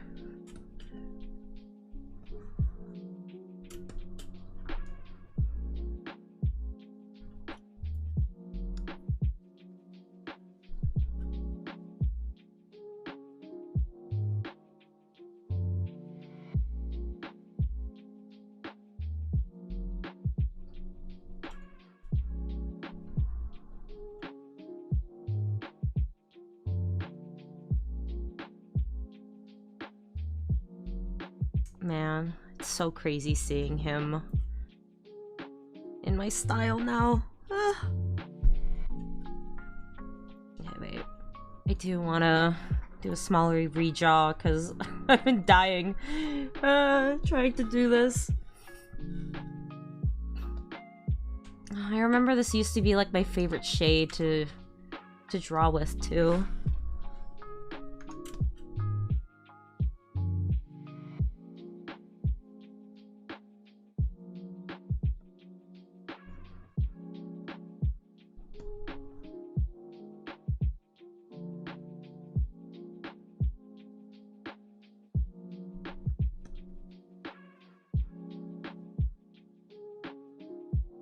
Are you using Clip Studio Paint as your drawing software? Yeah, I am. It's my go-to. The one I used to use Paint Tool Sai, but after a certain point I moved over. I like forced myself into this program and I haven't like stopped using it ever since. I'm just so comfortable with it.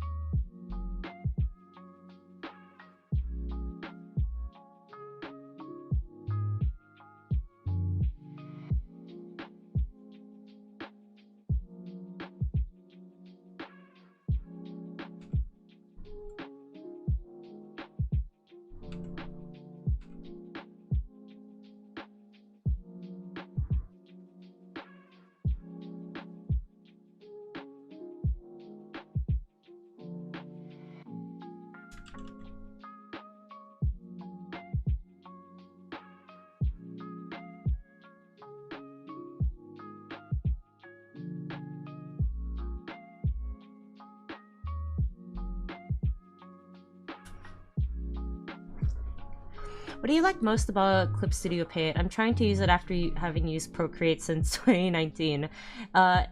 It's a lot to take in at first. Honestly, yeah. So the reason...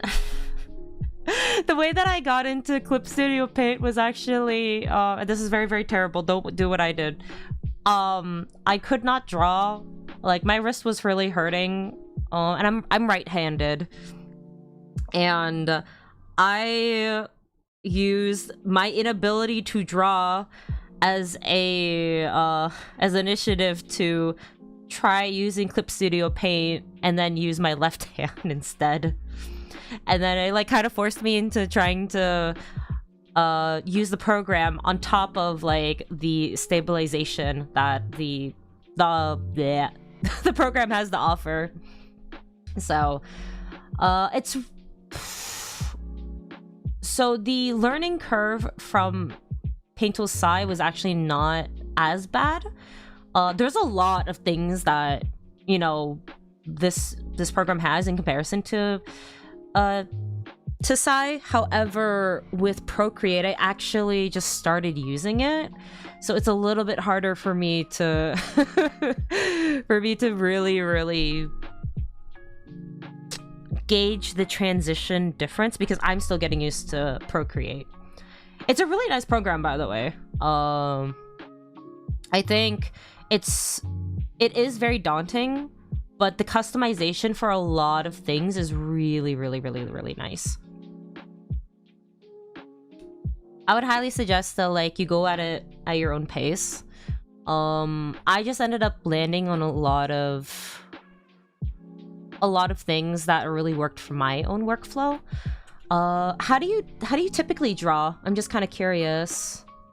Are you more of like the traditional, like you do the sketch and then you do the line art and then you do like the shading underneath it? Or are you more of like maybe like an abstract sort of painter where you're using different sort of forms, or you're maybe using like the specific brush that like puts a bunch of different squares and colors and then you like carve that out? I think that if you're the type that uses like a shit ton of brushes, this program is like amazing. It just widens like your capabilities. It becomes very overwhelming because you have like a store that's available for you to like browse through, and there's like a lot of free things that you can use.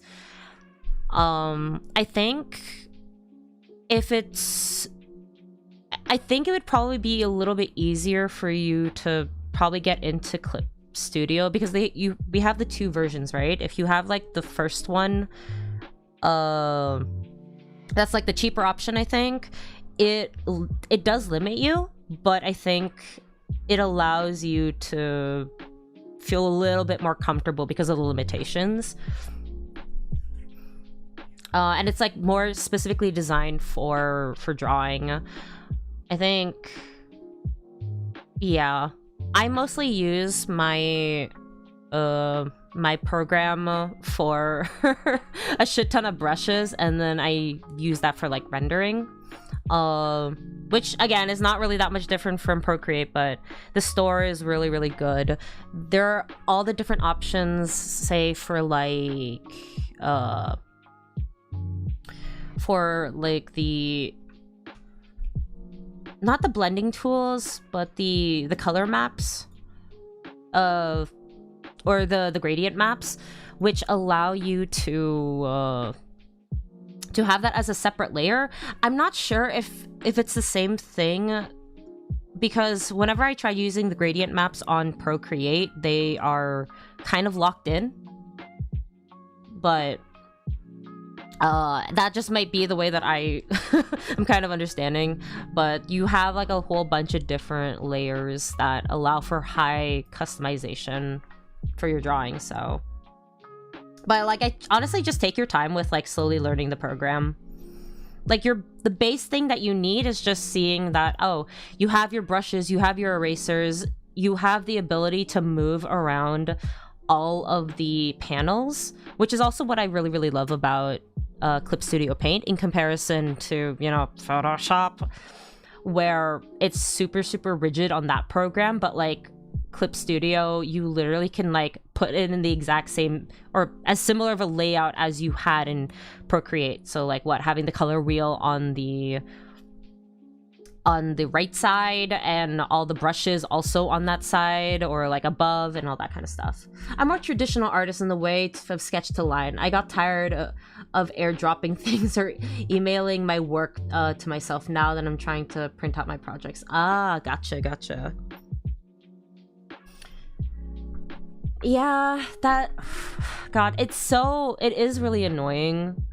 Like having to go through transferring files, especially if you're going through like email or like Google Drive.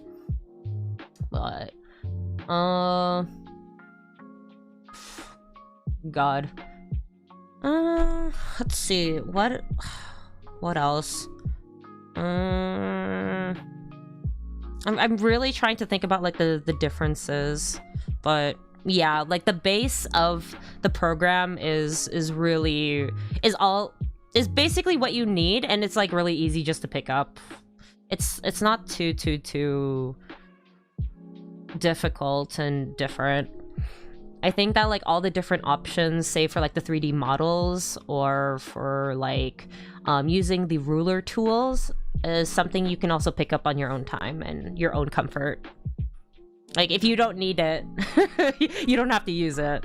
There's like a lot of other stuff that I'm currently I know I'm not aware of, and that I will use at my own time, because there's like a shit ton of like tutorials available for you to be able to look up on in case you ever need it. So oh, that's cool that you can move the layout of the software. Yeah, it's so that's why it's so annoying leaving this program, because when you have like the standard like Photoshop, you can't do that. So it becomes super irritating. You can also set up your own shortcuts, which is like really good, and it's a lot of different customization, but the customization makes your life kind of easier if you have like very specific things that you want to be able to control. Say for like if you're using this program for animation, which I know that Procreate also has an option for animation as well. If you ever used Flash for like also like for like animation before, I think that the minor learning curve of having that similar to Clip Paint is not super bad. I don't actually fully know how to do animations on Procreate, but I've seen a lot of other people do that, and I know I have for assignments I had to do animations on Photoshop.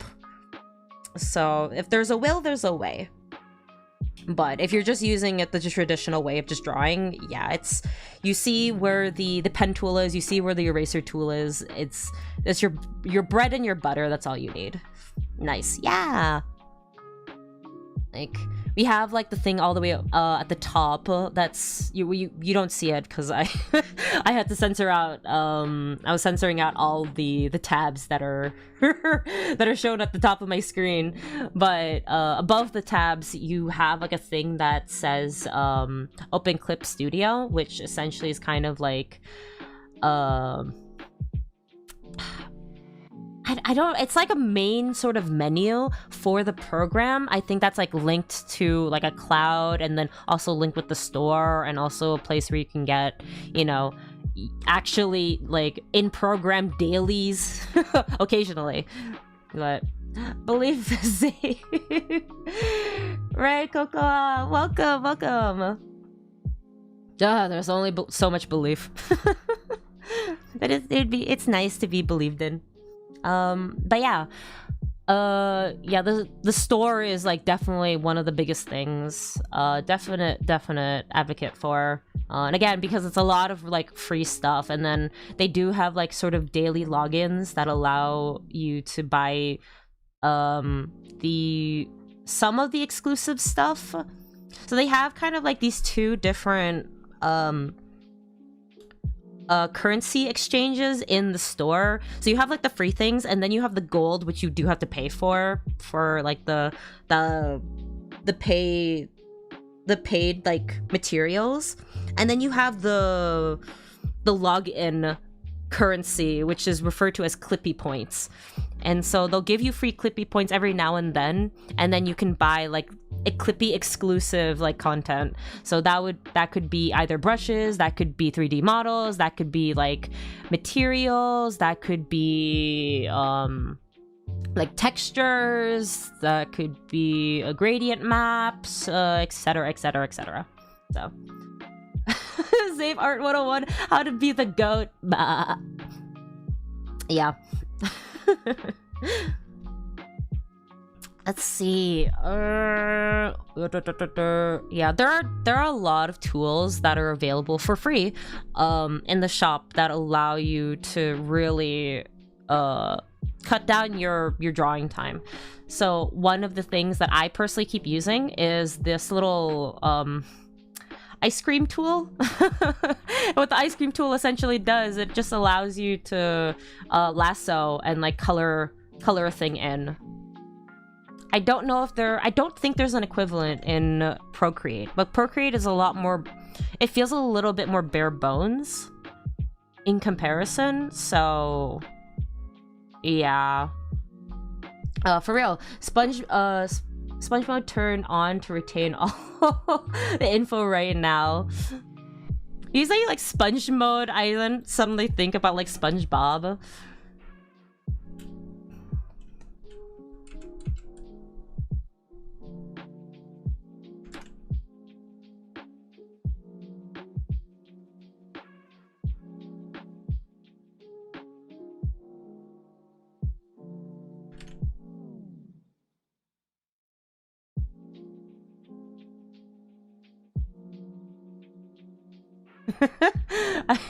How do you draw SpongeBob? I don't know.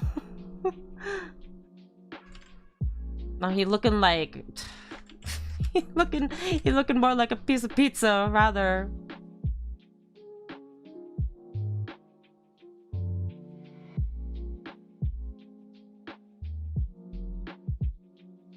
Eh.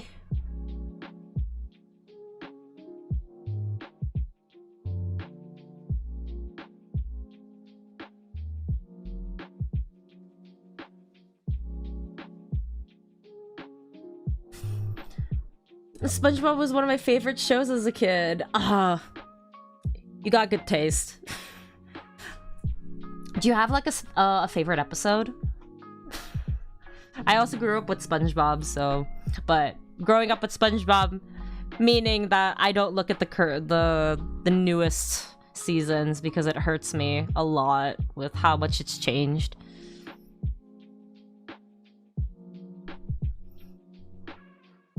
I am unfortunately one of those fans that's like, the show should have ended after the first movie.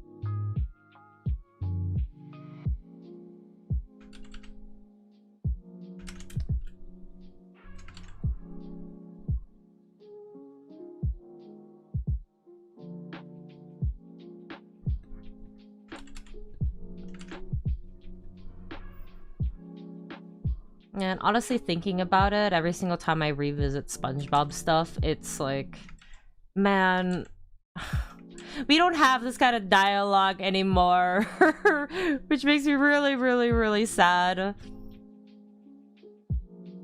I'm like thinking about the one clip, you know, where I think this was like the first time Sandy appears in the show, and then SpongeBob was like running all the way to Patrick. It was like, Patrick! She puts on a hat, like a hat of air, and then not Squidward. Patrick be like, oh, don't you mean she puts on airs? And I'm like, wait. Actually understanding that as an adult, that's crazy. Oh, his intelligence. Doko desu ka? I miss it. He was like a good friend. And had his moments. Where is that? Why did they have to dumb him down to oblivion? It's so upsetting.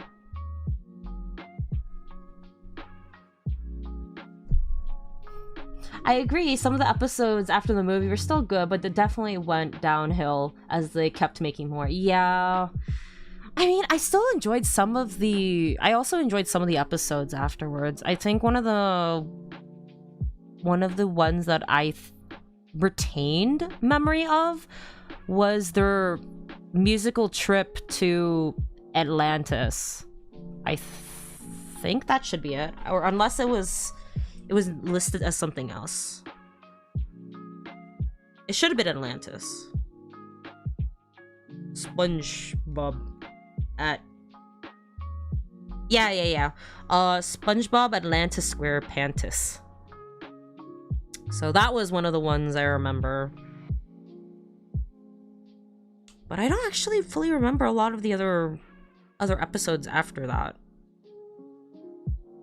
All the episodes from like season 1 to 3 are the most iconic to me.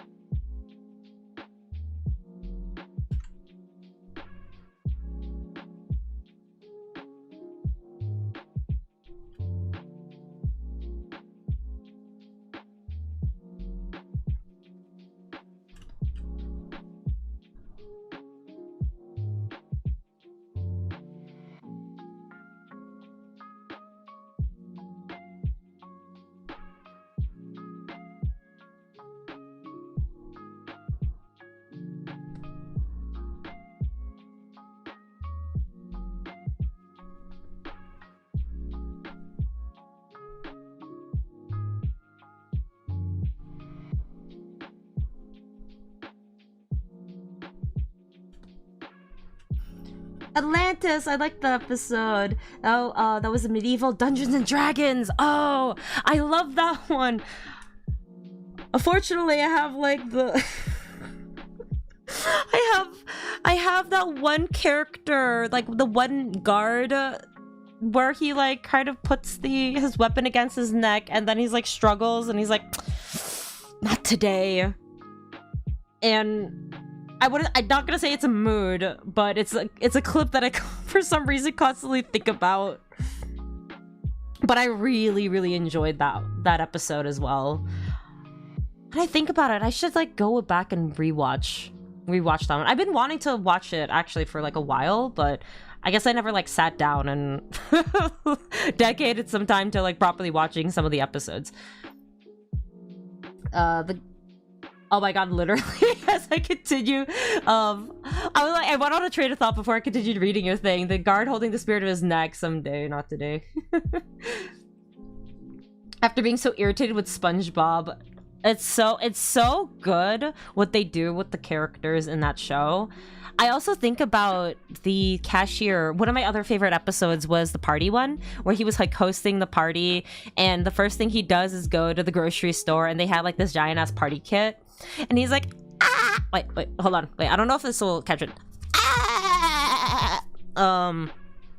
That was terrible. But, he basically, when he was like, oh, I remember how you used to look. He took like a photo of like the guy when he first met him, and he was like super spry, super happy. And then you pull down the photo and he looks absolutely miserable. And as with any other cashier, that actually is a mood. Like, oh, I just vividly remember that scene so much. Is that SpongeBob a real SpongeBob in chat? Is it? I don't know. This was just like a poor attempt at doing his freaking laugh. But yeah, I think of that like character, especially when he's like, "Are you done yet?" Like, I don't want to deal with you. Could you please leave? I like, oh my god, that show is such a mood, and it's all the more when you realize like Squidward is even more valid. It just kind of really sucks what they did with this character later in the series. Ugh. Cries. Oh, actually, I came across one of the clips. It was the the Krusty Krab pizza episode. What retail and customer service does to you, dead ass. Yeah, oof. No, but speaking of customer service, yeah, so I came across one of the clips from the Krusty Krab pizza episode, and it was like the very end where SpongeBob gets has to deal with that asshole that ordered who apparently forgot to freaking order the drink, and having SpongeBob like cry and seeing Squidward be an actual homie and stick up for him it's so nice. Like, the clip was so nice. What the fuck happened with the new SpongeBob, man? I don't... Every single clip I see of the new SpongeBob, it's like, what?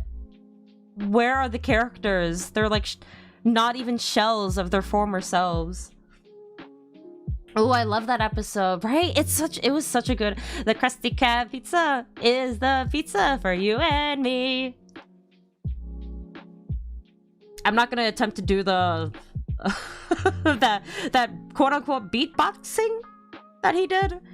I would not be able to do it justice. The pioneer on the rock. Oh, used to drive these bad boys. Or the fact that he can drive a rock but he can't drive a car or a boat, I mean. How am I supposed to eat my pizza without my drink?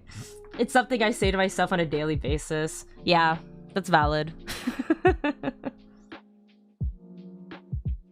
When I think about that little clip, I think about the little fan art I did of my character. Of like inserting. I was like, did you order? You order like the Uber Eats like Krusty Krab pizza. I'm like really sad. This is such a mood. Oof. Man. Do you guys look at like Binging with Babish? They had like a whole bunch of different SpongeBob episodes, and I think the one that actually I strongly prefer Babish's way of editing, but they had the one episode where they were trying to make the Krusty Krab pizza, or the Krabby Patty pizza, my bad. they had a challenge to make the Krabby Patty pizza, and it looked so good, and I don't think I'll ever actually attempt to make it, but God, I would absolutely love to know what it tastes like. I don't have we have an air fryer, but we don't have that other machine for removing moisture. Cooking videos fire. They are. I don't watch a lot. I don't watch a lot of cooking YouTube channels, but that is one of the main ones I constantly look at. Requirement to eat stuff, actually.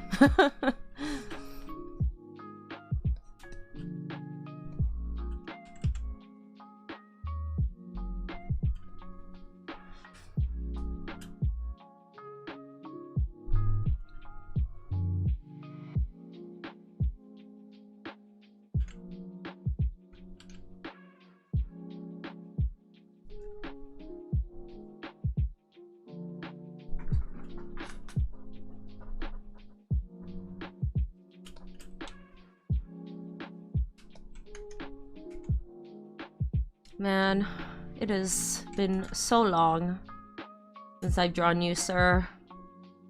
You are still very, very fun to sketch out.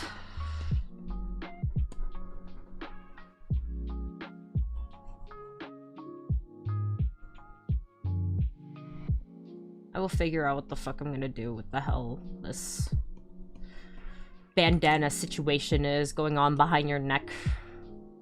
But for now, it's fine. This is for me and me alone.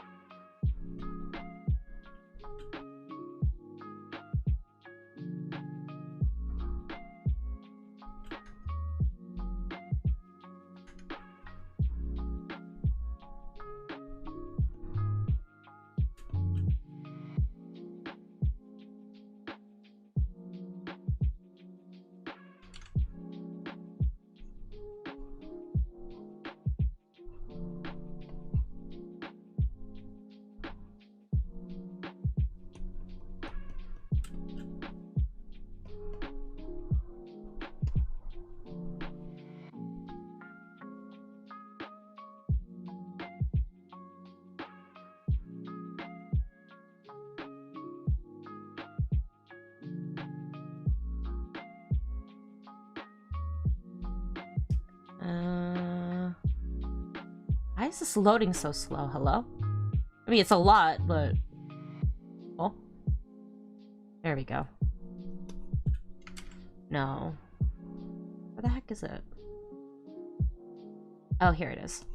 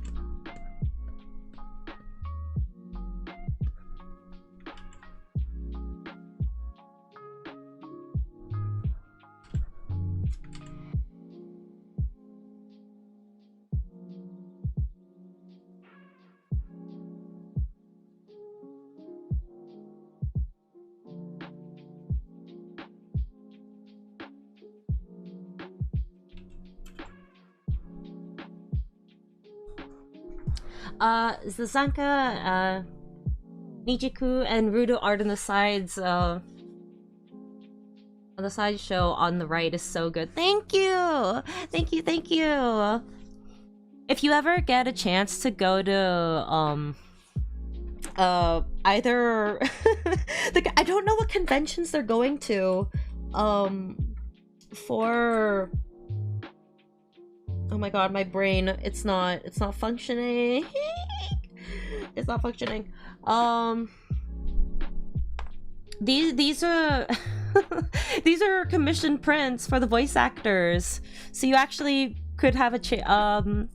If you ever go to visit them, you actually would be able to get the prints and hopefully maybe get them signed too.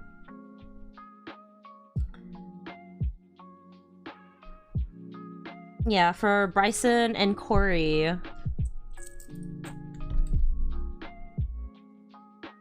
I have the speed paint for Rudo, just kind of sitting and collecting dust. I needed to do some recording for that. That might see the light of day at some point, but no, I need to see the light of day soon, eventually. I feel very, very bad, but I'm happy that you like it. That's so cool. Yeah. Oh god, it was such an honor to be able to draw for them.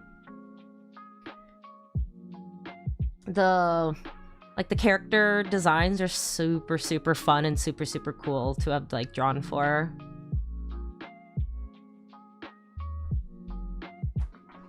I think I was like worrying whether or not like, oh, I hope I hope I can like do the art justice, just because and the mangaka's art style is just so, oh, it's so good. It's so crazy good.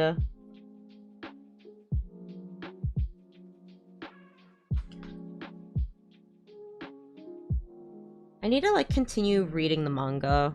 I mostly did the I was speed reading, or as much as I can speed through, just because I literally was like trying to analyze every single freaking panel that was in the manga. I was like speed reading, trying to to catch up, to be able to get like full context on the characters before I got to draw them. And man, it's so good. It's so... the art style is just amazing. There are genuinely so many other times I genuinely didn't think I'd be like laughing. Yeah. Urana Sensei is amazing with her art. Ugh. So good. You're absolutely slaying the drawing that you're doing currently on stream. Thank you. Yeah. This is like, I don't know. I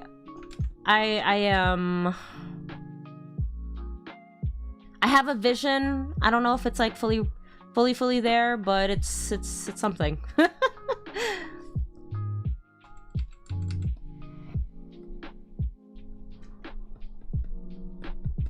Yeah.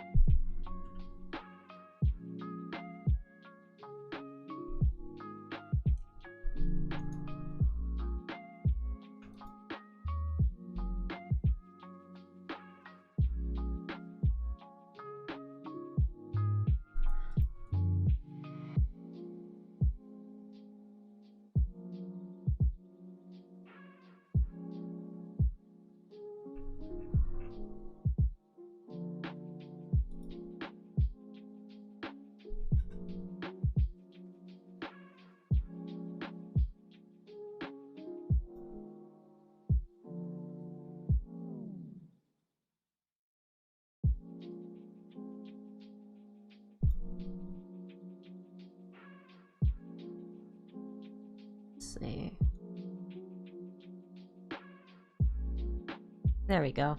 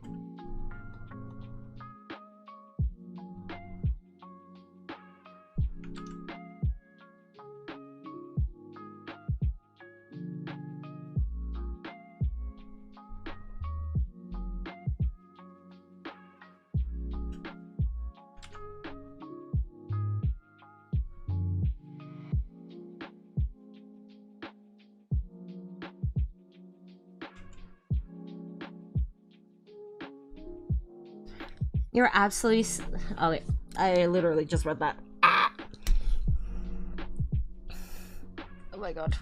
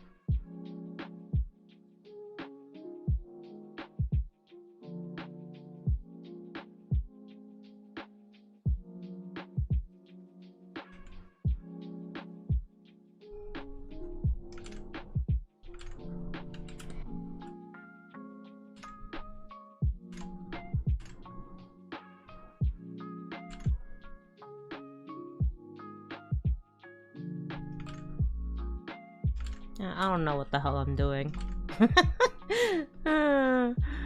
What is art? I don't know. This is not what I initially planned for it to be, but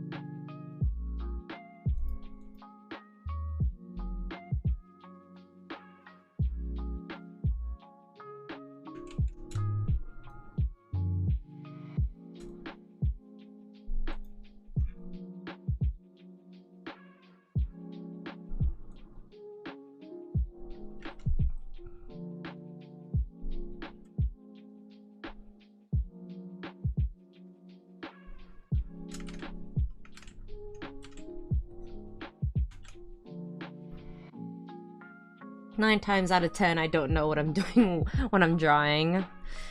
Yeah, trust the process. How you do the process? I have no idea.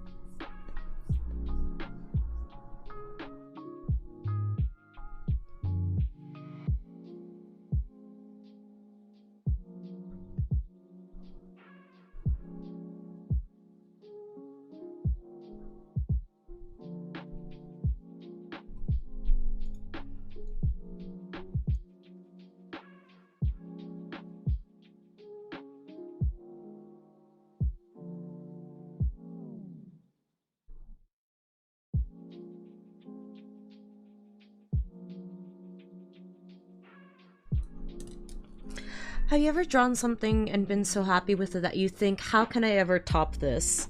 Oh.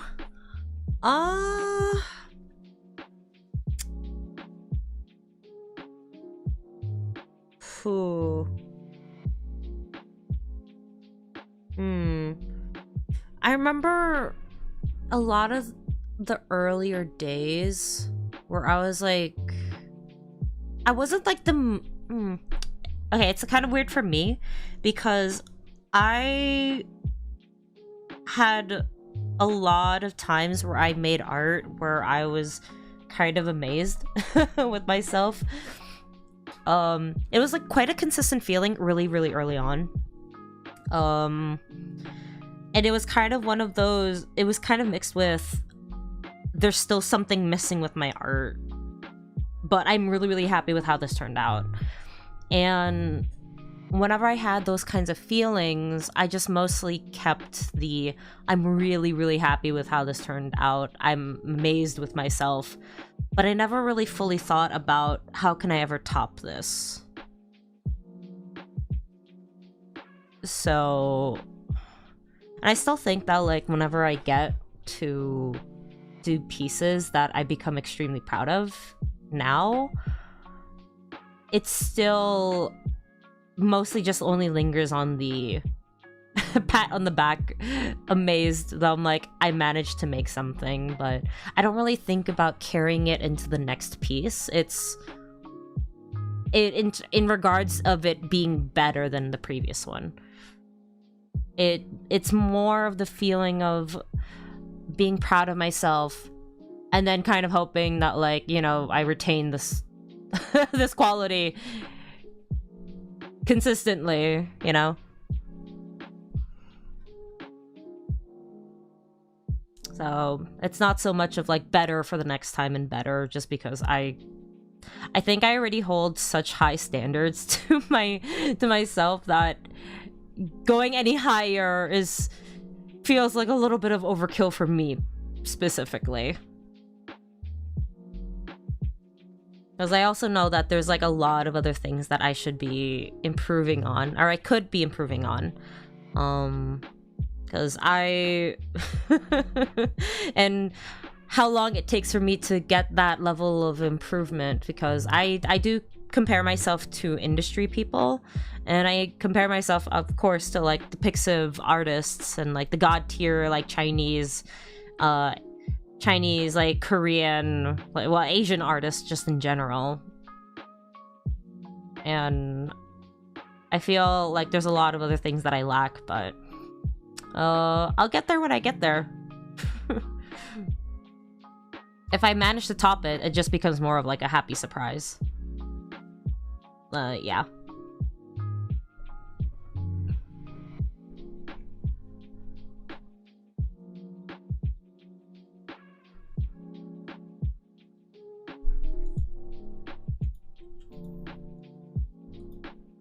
Freaking SpongeBob.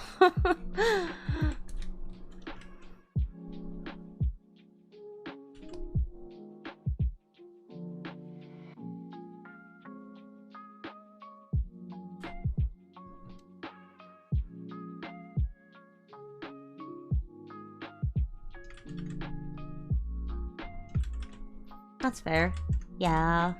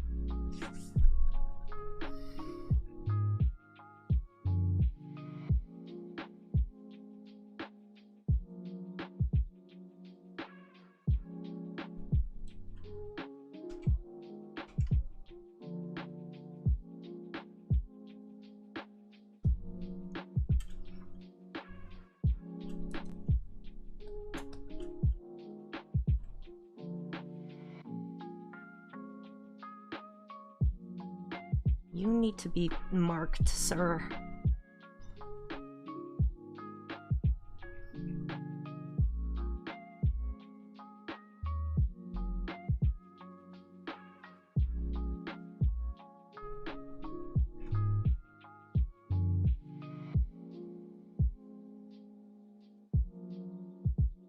Okay. This is not necessarily my plan for the stream. End up doing very self-indulgent thing, but yeah, this is fine. Lamau, the giant difference. Oh, the art style difference. It's so funny. Maybe, I don't know. Alright. I think I'm going to call it for tonight. Oh my god, it's almost midnight. Where is the time? Okay. Thank you to everyone that has kept me company for today's stream.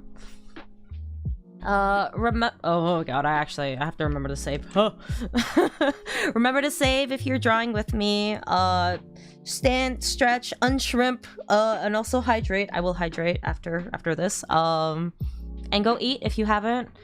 And go sleep if it's late for you. But yeah, thank you again. Hope you guys have a great day, evening, afternoon, night, time zone. I'll catch you guys later. Bye. Stop.